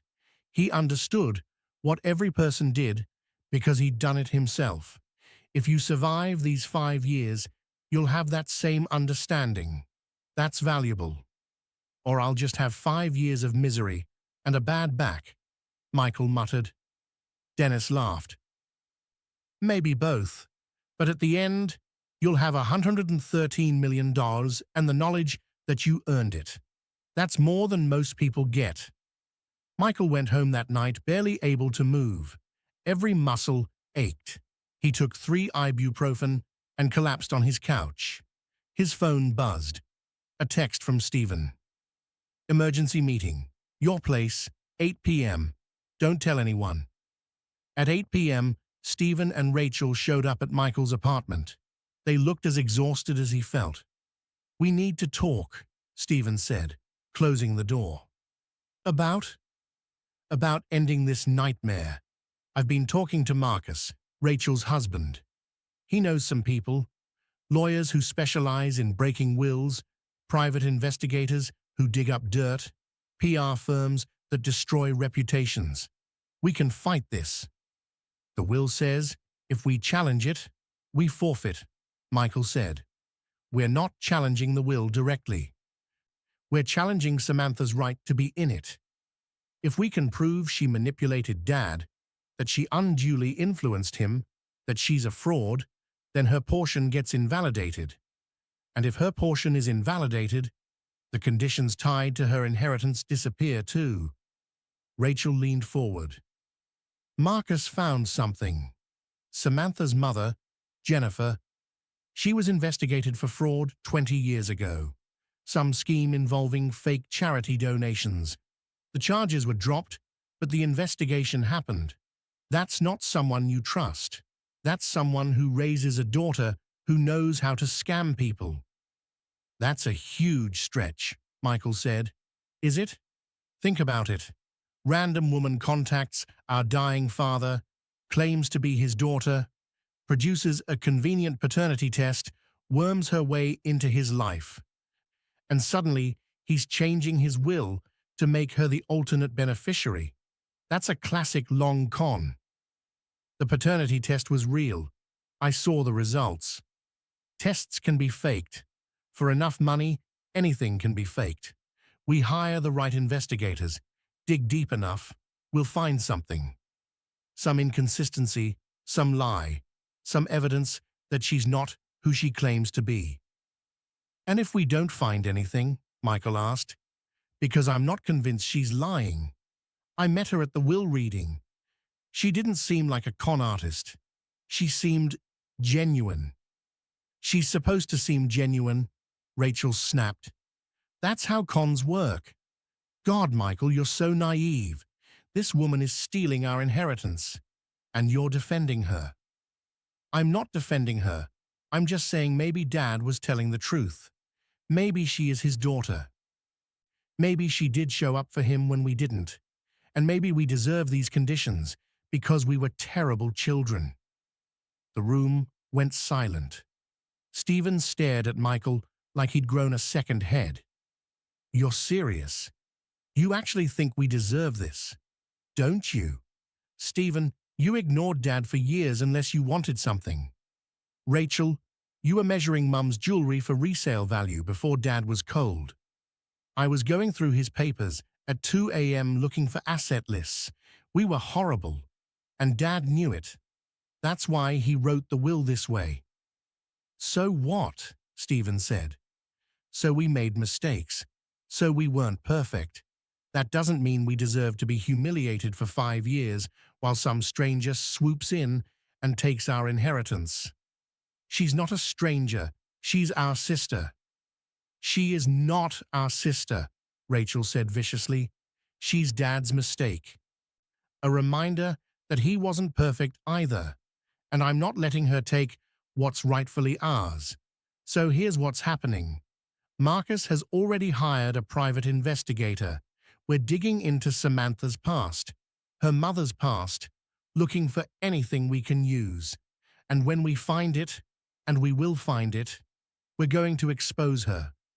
We're going to force Daniel to nullify her portion of the will. And then we're going to renegotiate these ridiculous conditions. Rachel, this is wrong, Michael said. This is survival, she corrected. And if you're not with us, you're against us. So what's it going to be, little brother? Are you team family or team fraud? Michael looked at his siblings. Stephen, cold and calculating. Rachel, desperate and vicious. He thought about his first day in the warehouse, about Dennis teaching him to lift properly, about the stories of his father helping employees, remembering names, covering medical expenses, about the man his father had been versus the man his children had become. I'm not helping you destroy Samantha, Michael said. But I'm not helping her either. I'm staying neutral. I'm going to work my 5 years, get my inheritance, and move on with my life. What you two do is your business. Stephen stood up. Fine. Stay neutral. But when we win, when we break this will and get what we deserve without the conditions, don't come crying to us for a share. You're on your own. They left. Michael sat in his empty apartment, wondering if he'd just made the biggest mistake of his life or the first good decision. Meanwhile, Samantha was dealing with her own crisis. the private investigator Stephen and Rachel hired was good, very good.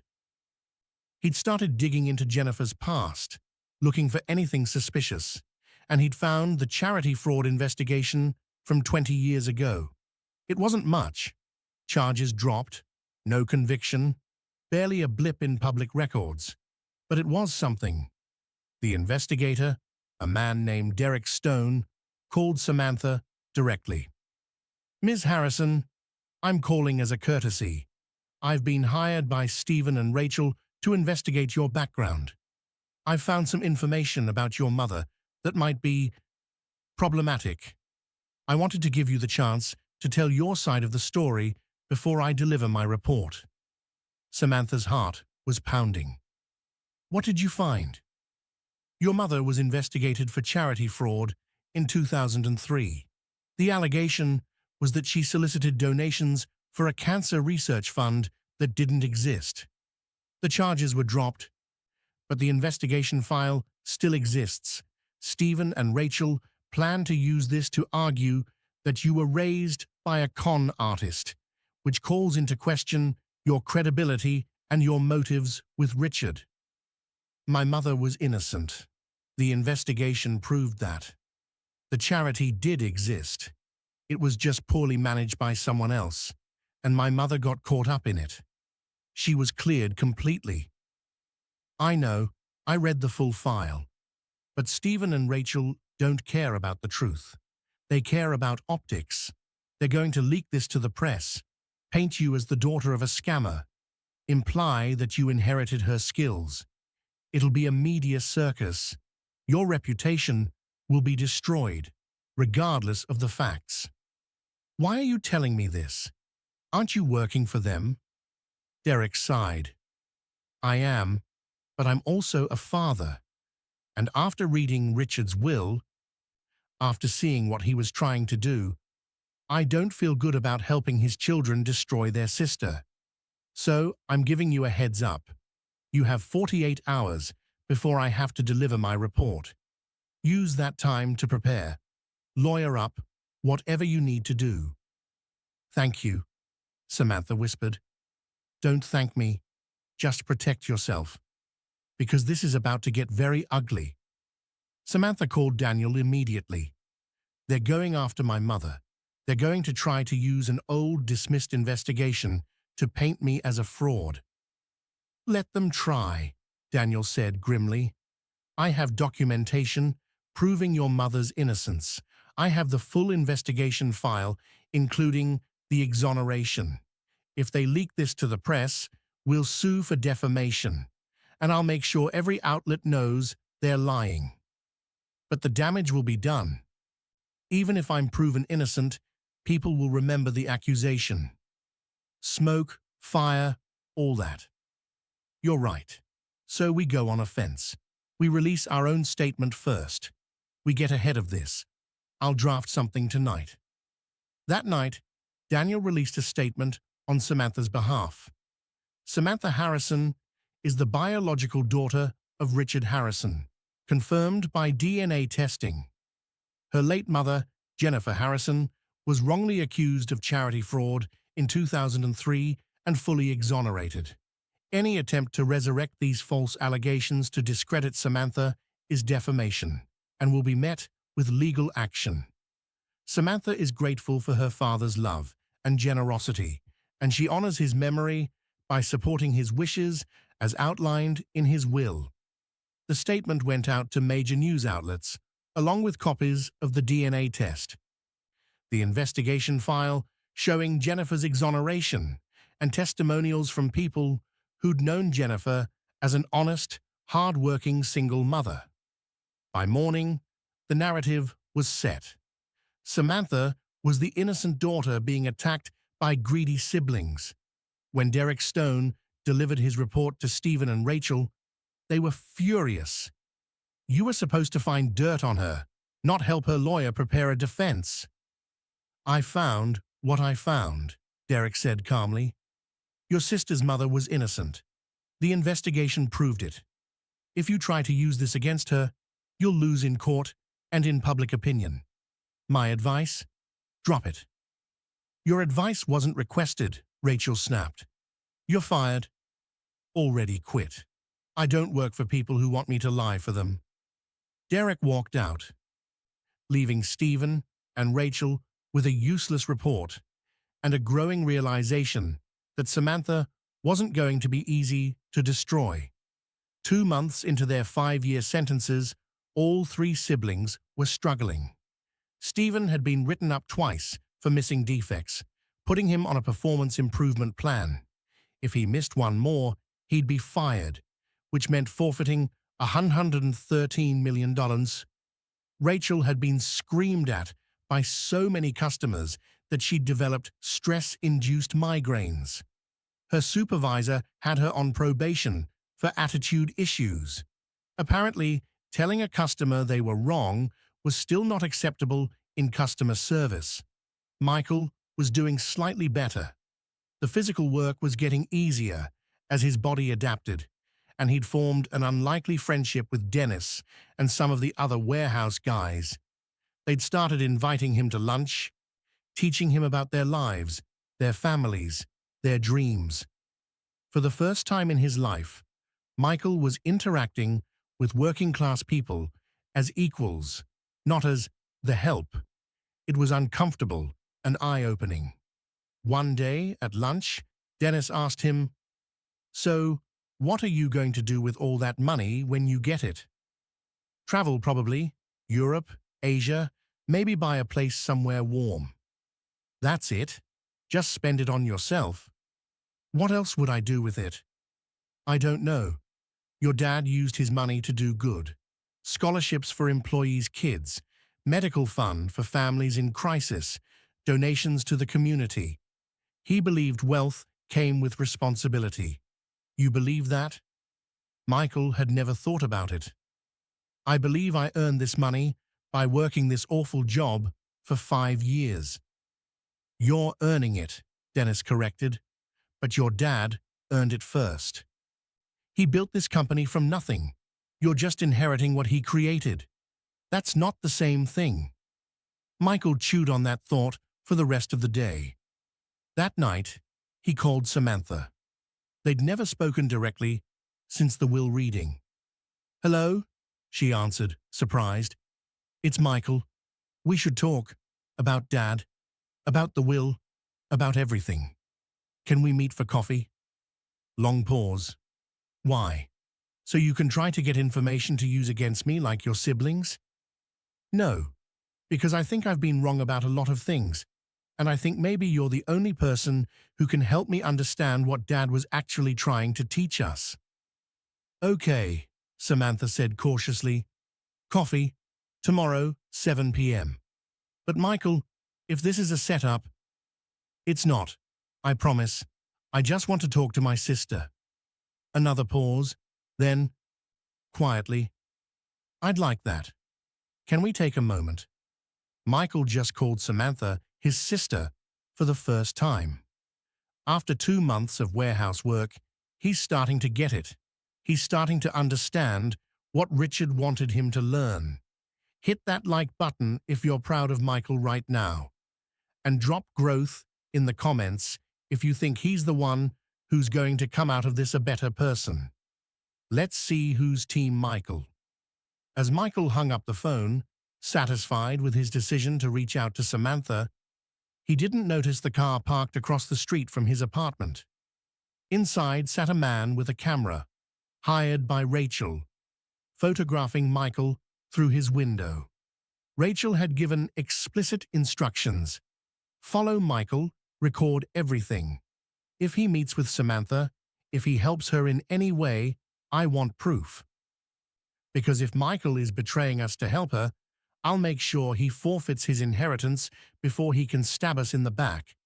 Family loyalty works both ways, and he's about to learn what happens when you choose the wrong side. Michael and Samantha met at a small coffee shop in Brooklyn, far from where either of them lived, neutral territory. Michael got there first, ordered a black coffee he didn't really want, and waited. When Samantha walked in, he saw the resemblance immediately. She had their father's eyes, The same steel blue color, the same intensity. How had he never noticed before?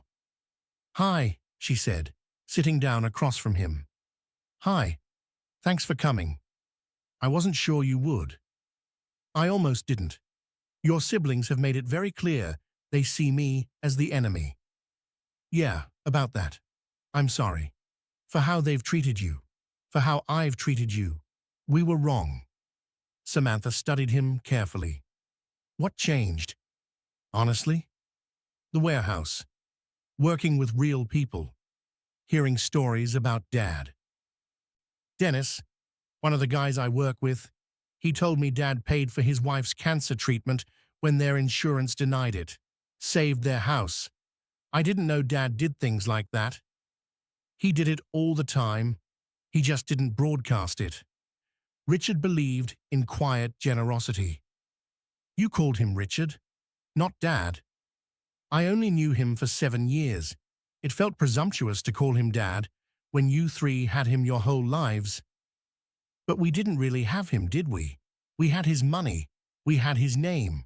We had the privilege of being his children. But we didn't have him. You did. You actually knew him." Samantha's eyes filled with tears. "He was a good man.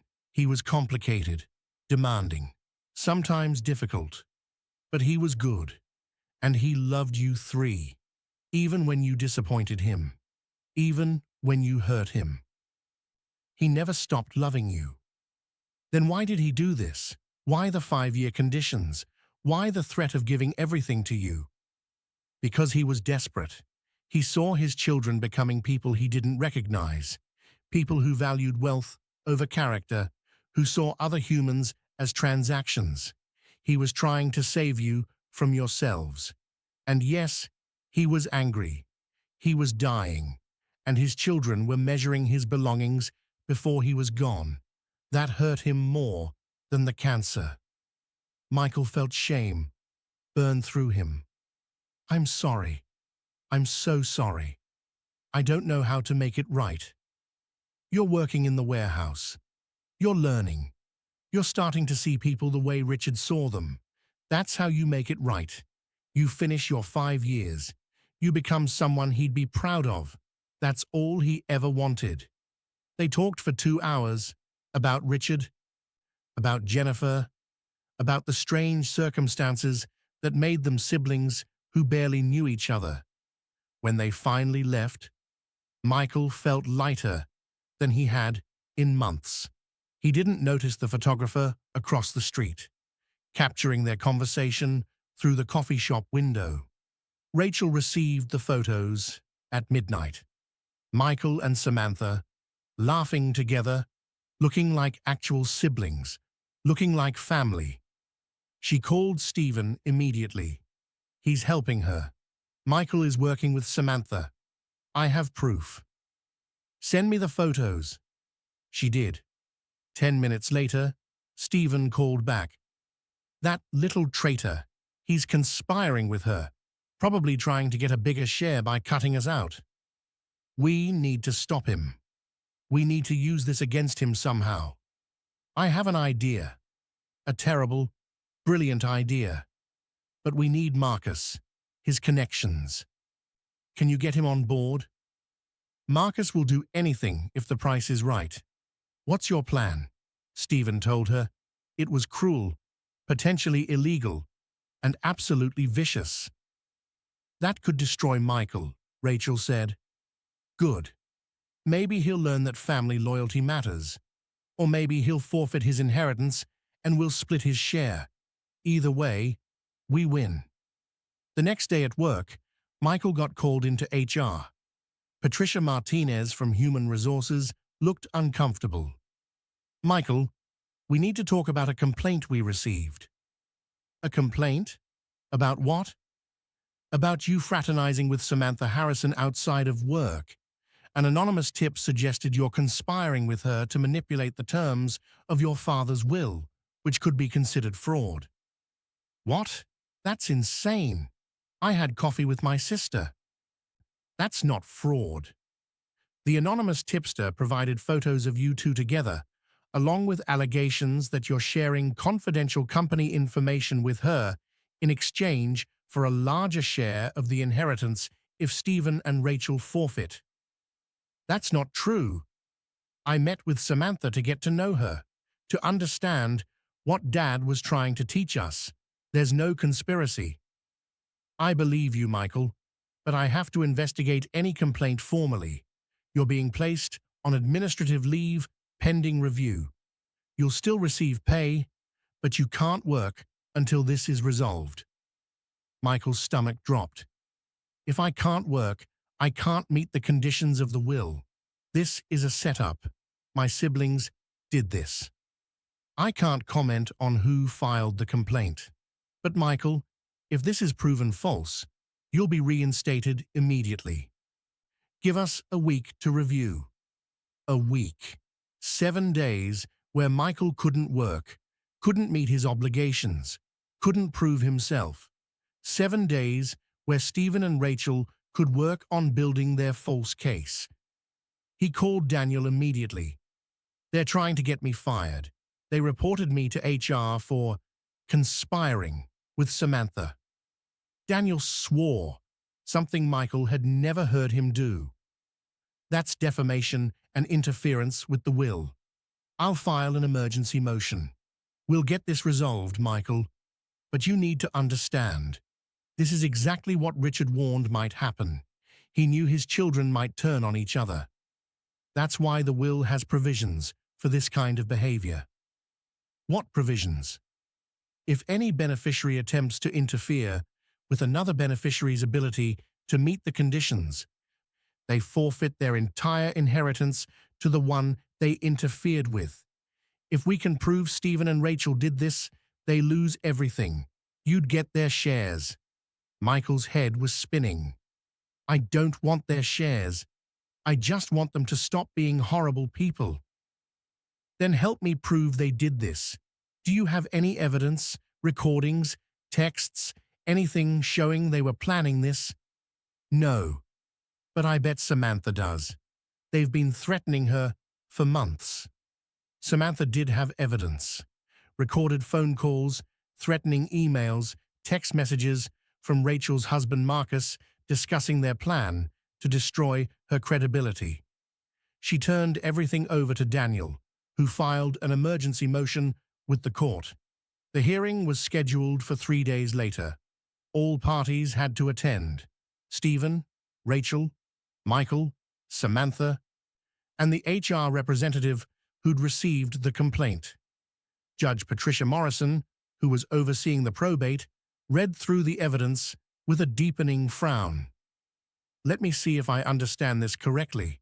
Stephen and Rachel Harrison filed a false complaint against their brother Michael to prevent him from working, which would cause him to violate the terms of their father's will and forfeit his inheritance. Is that accurate, Mr. Morrison? Daniel stood. Yes, Your Honor. We have evidence showing premeditation, conspiracy, and deliberate interference. And Mr. Pierce, you represent Stephen and Rachel. How do your clients plead?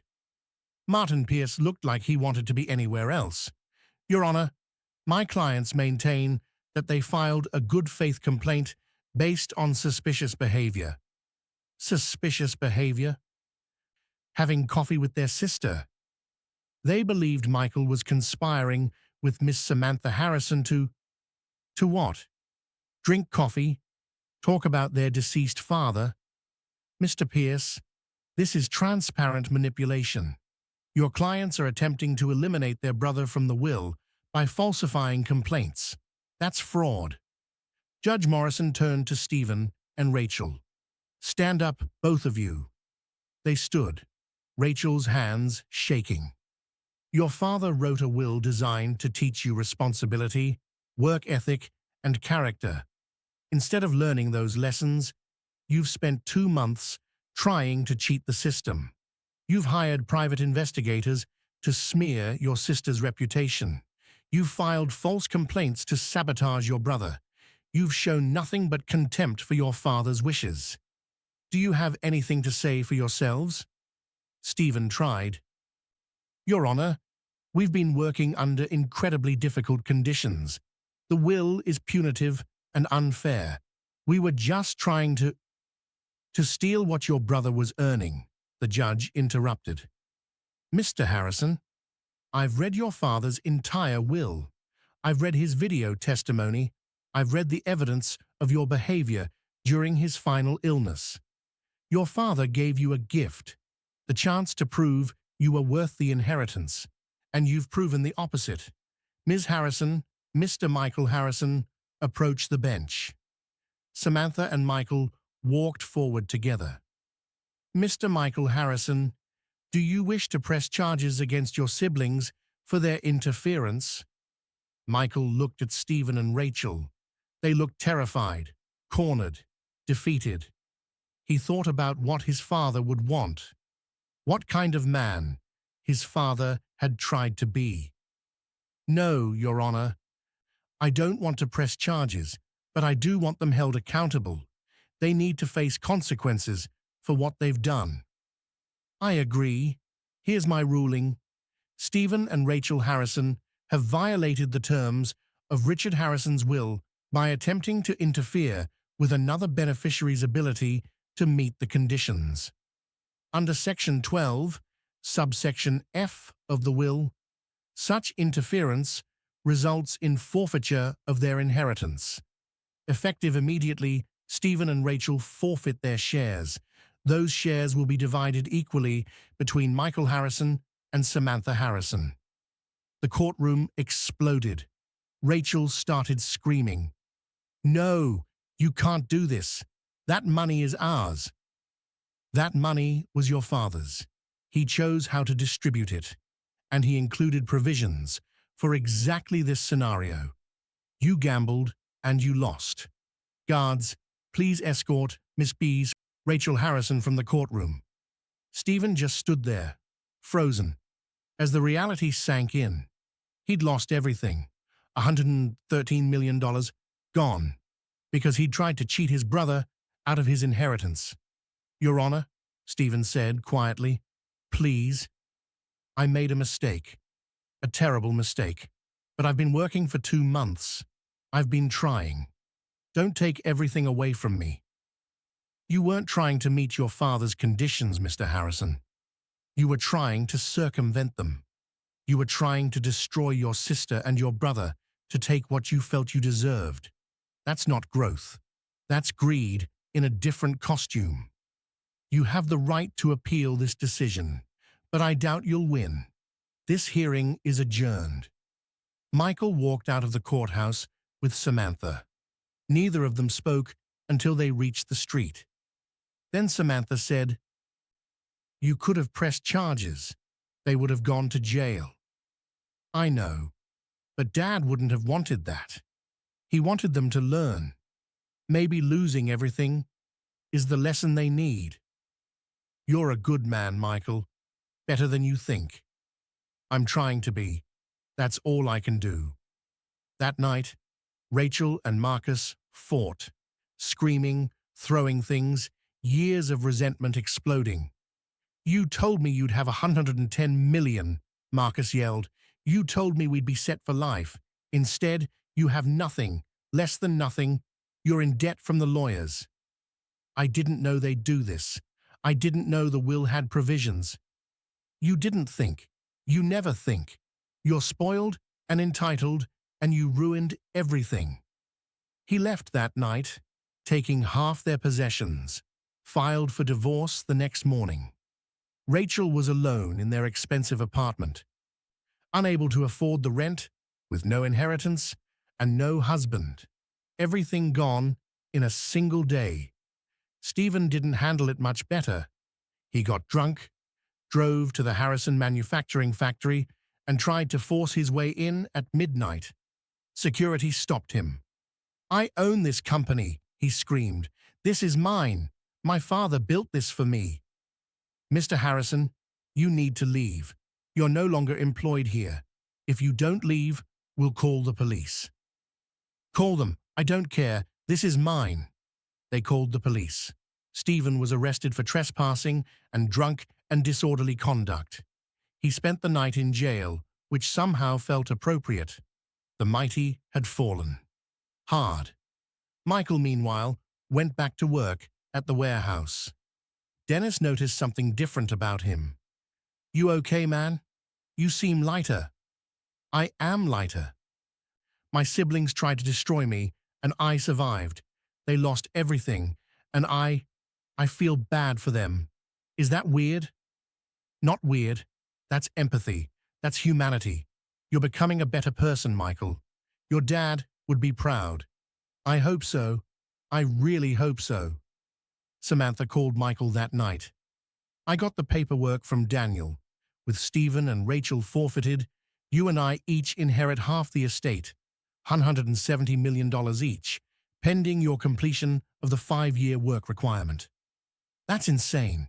I went from $113 million to $170 million because my siblings were idiots. You went from $113 million to $170 million because you chose integrity over conspiracy. That's not luck. That's character." "What are you going to do with your share?" Michael asked. "Honestly, I don't know.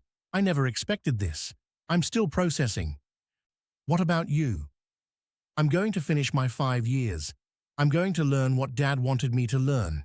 And then I'm going to figure out how to use that money to actually make a difference. Like Dad did. Scholarships, medical funds, community programs. I want to be someone he'd be proud of." "He would be proud of you." "I know he would." Stop. Process what just happened. Stephen and Rachel just lost everything because they couldn't stop being greedy for 2 months. Michael, who was the most entitled at the start, is now the only heir still standing besides Samantha. Hit that like button if you believe in karma. And comment justice if this is exactly what Stephen and Rachel deserved. This is what happens when you play stupid games. 3 years later, Michael was still working at Harrison Manufacturing. He'd been promoted twice, first to warehouse supervisor, then to operations manager. He was making $85,000 a year now, and he'd earned every penny. He had 18 months left on his 5-year term. And then one Tuesday morning, Daniel called with news that would change everything one more time. "Michael, I need you to come to my office immediately. It's about the will. There's one more provision we haven't discussed yet. One more twist your father built in. And you're not going to believe what it says." Michael arrived at Daniel's office within the hour, his stomach churning with anxiety. After 3.5 years of working at Harrison Manufacturing, after watching his siblings destroy themselves with greed, after slowly becoming someone his father might actually be proud of, he thought he understood the will completely. Apparently not. Daniel sat him down across from his desk. Samantha was already there, looking equally confused. "What's going on?" Michael asked. "Why the emergency meeting?" "Because," Daniel said, pulling out the will once more, "we've reached a milestone. 3.5 years into Michael's 5-year term. And your father left instructions that at this exact point, I was to reveal a final provision, one that neither of you knew existed." "Another twist?" Samantha said. "How many twists can one will have? With Richard Harrison? As many as it took to teach the lessons he wanted taught. Let me read this to you directly." Daniel flipped to the final pages of the will, to a section marked Addendum C, to be revealed at 3.5-year mark. "To my son Michael, if you're hearing this, it means you've worked for 3.5 years. You've met every condition I set. You've shown up, done the work, and by all accounts, you've become a better man. I'm proud of you, son. I hope you're proud of yourself." Michael felt his eyes sting with tears. And to Samantha, who never needed these conditions because you already understood what life and work really mean, thank you for being patient with this family. Thank you for giving Michael the time and space to grow. Now here's the final provision. Michael, you have a choice to make. You can continue working for the remaining 18 months and inherit $170 million as agreed. Or you can choose to leave now with full inheritance rights intact and take a different path. What different path? Michael asked. Your father established a second option. Instead of inheriting $170 million in cash and assets, you can choose to inherit majority ownership of Harrison Manufacturing itself.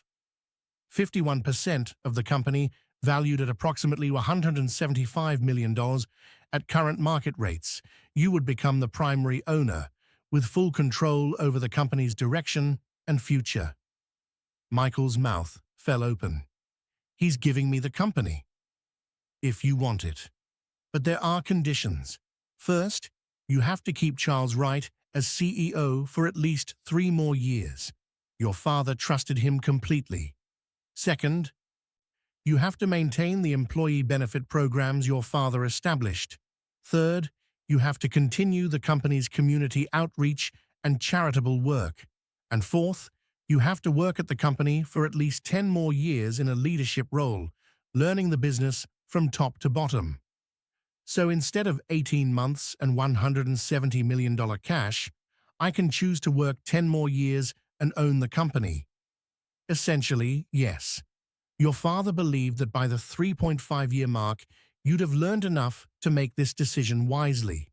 You'd know what the company really is, what it means to the people who work there, what responsibility comes with ownership. You'd be making an informed choice, not a greedy one. Samantha leaned forward. What about me? Do I have a choice? You do.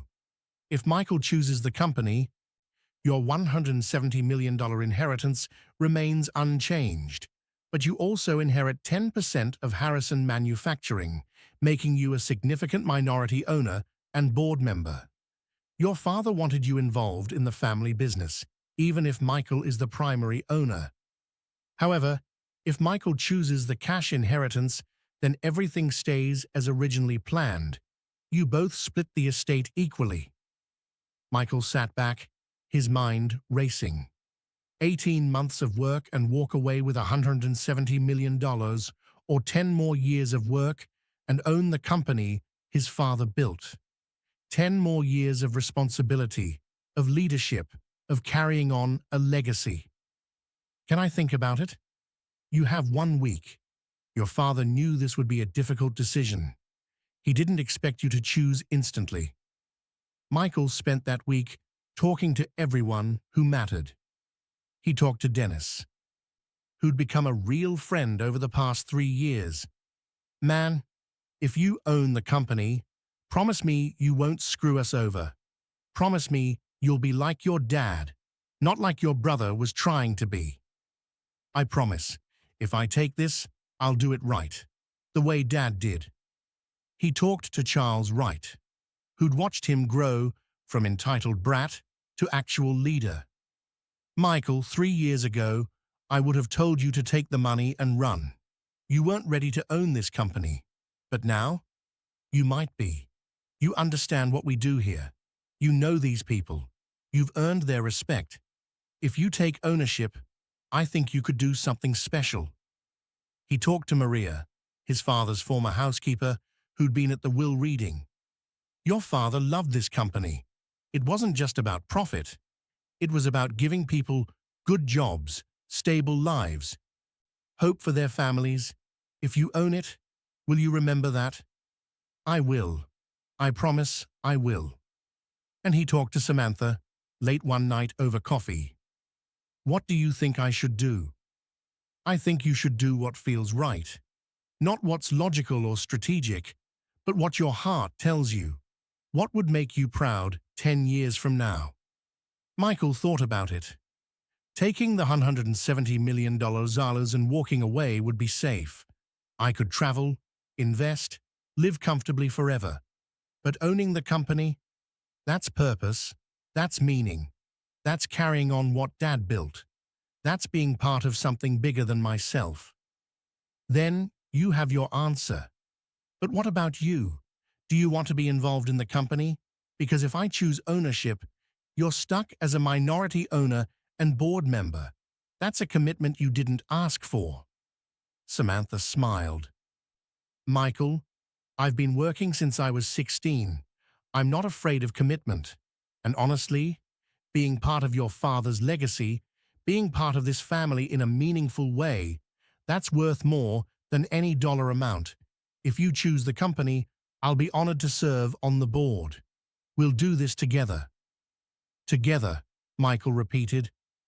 Yeah, I like the sound of that. On the seventh day, Michael went back to Daniel's office with his decision. I'm choosing the company. I want to own Harrison Manufacturing. I want to continue what my father built. And I want to do it right. Daniel smiled broadly. Richard hoped you'd say that. He truly did. There's one more thing. A video he recorded specifically for this scenario. Would you like to watch it? Yes, please. Michael lingered for a moment, staring at Samantha. Did you plan this? Did you manipulate our father into this? Samantha met his gaze steadily. I loved him. That's all. I didn't ask for any of this, but I won't apologize for being the daughter who showed up when he needed someone. You had 42 years, Stephen had 44, Rachel had 40. I had 7, and in those 7 years, I was more of a child to him than any of you. That's not my fault. That's yours. Michael left without responding. The room emptied slowly. Maria, still crying, hugged Samantha. Charles shook her hand. Dr. Morrison congratulated her quietly. Pastor James blessed her. And then it was just Samantha and Daniel. How are you holding up? Daniel asked. I don't know. I didn't expect them to be that hostile. They're going to get worse before they get better. If they get better. Are you prepared for that? Samantha nodded slowly. Richard prepared me. He told me what would happen. He said they'd hate me, blame me, try to destroy me. He said that if I was going to be part of this family, I needed to be strong enough to withstand their worst. I think I can be. Good, because the next 5 years are going to be brutal.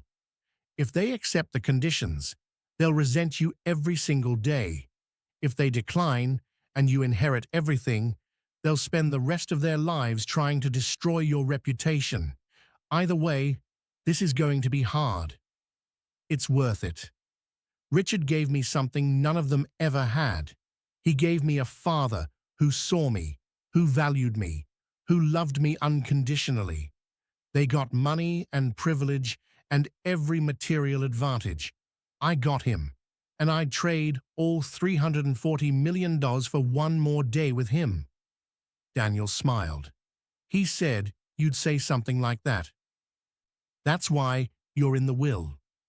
My mind, or whatever consciousness remains when you die, drifted back to 7 years earlier, the day I got the email that would change everything. Subject line, you don't know me, but you're my father. I'd almost deleted it as spam, but something made me open it. Inside was a letter from Samantha, explaining who she was, who her mother was, attaching photos and a birth certificate, and a letter from Jennifer, written as she was dying. Dear Richard, I made a mistake 25 years ago. I was pregnant with your child, and I was terrified. We were so young, about to graduate, about to start our lives. I panicked. I broke up with you, moved away, had our daughter alone.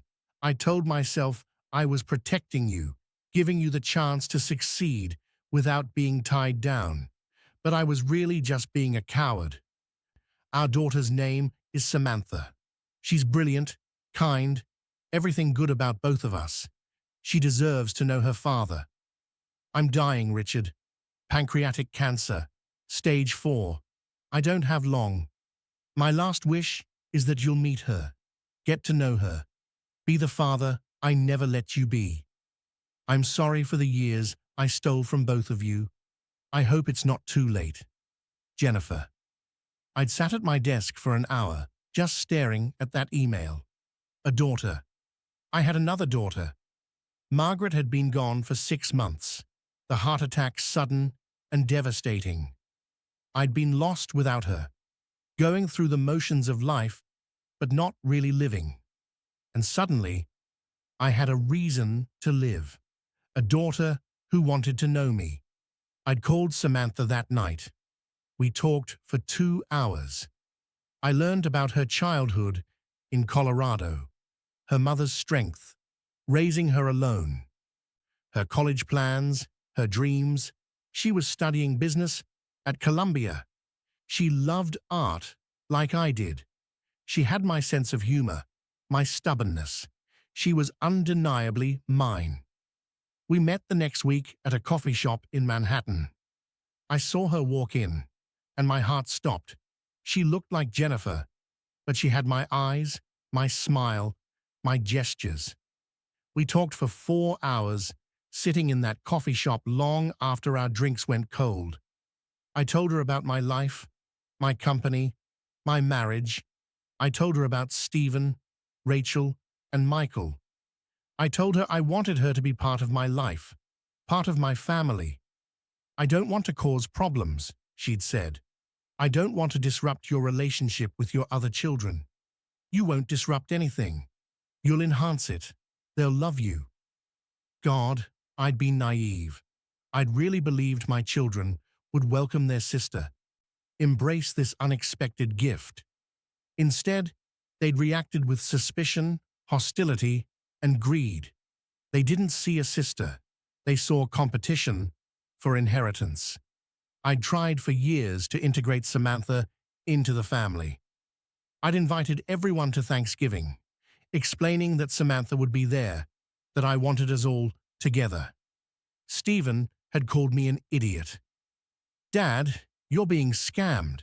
This woman shows up with some sob story about being your daughter, and you just believe her. Get a paternity test. Protect yourself. So I did. 99.97% match. She was mine, I told Stephen. His response, okay, so she's your daughter. That doesn't mean she gets to take our inheritance.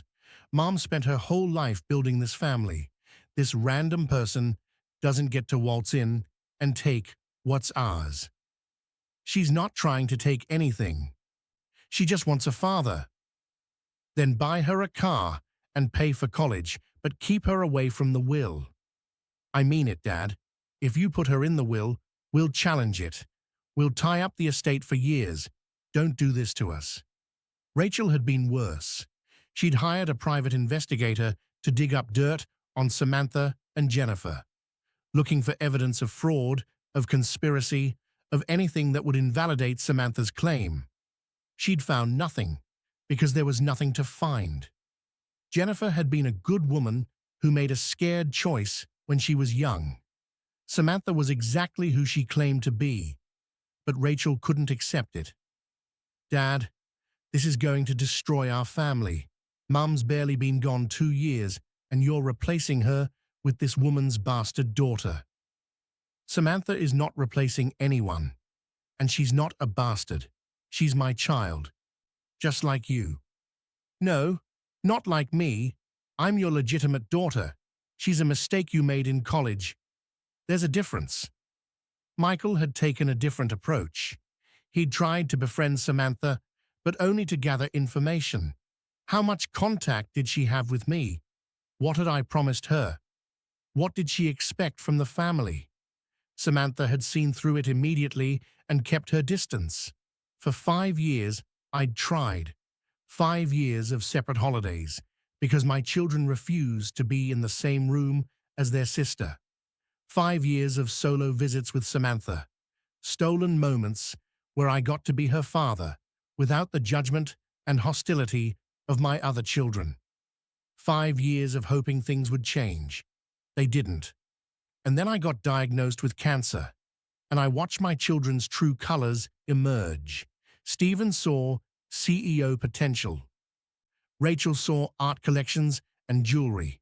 Michael saw freedom and travel and a life funded by my death. Samantha just saw her father dying. She came every week, sometimes twice a week. She brought books and read to me when the pain made it hard to think.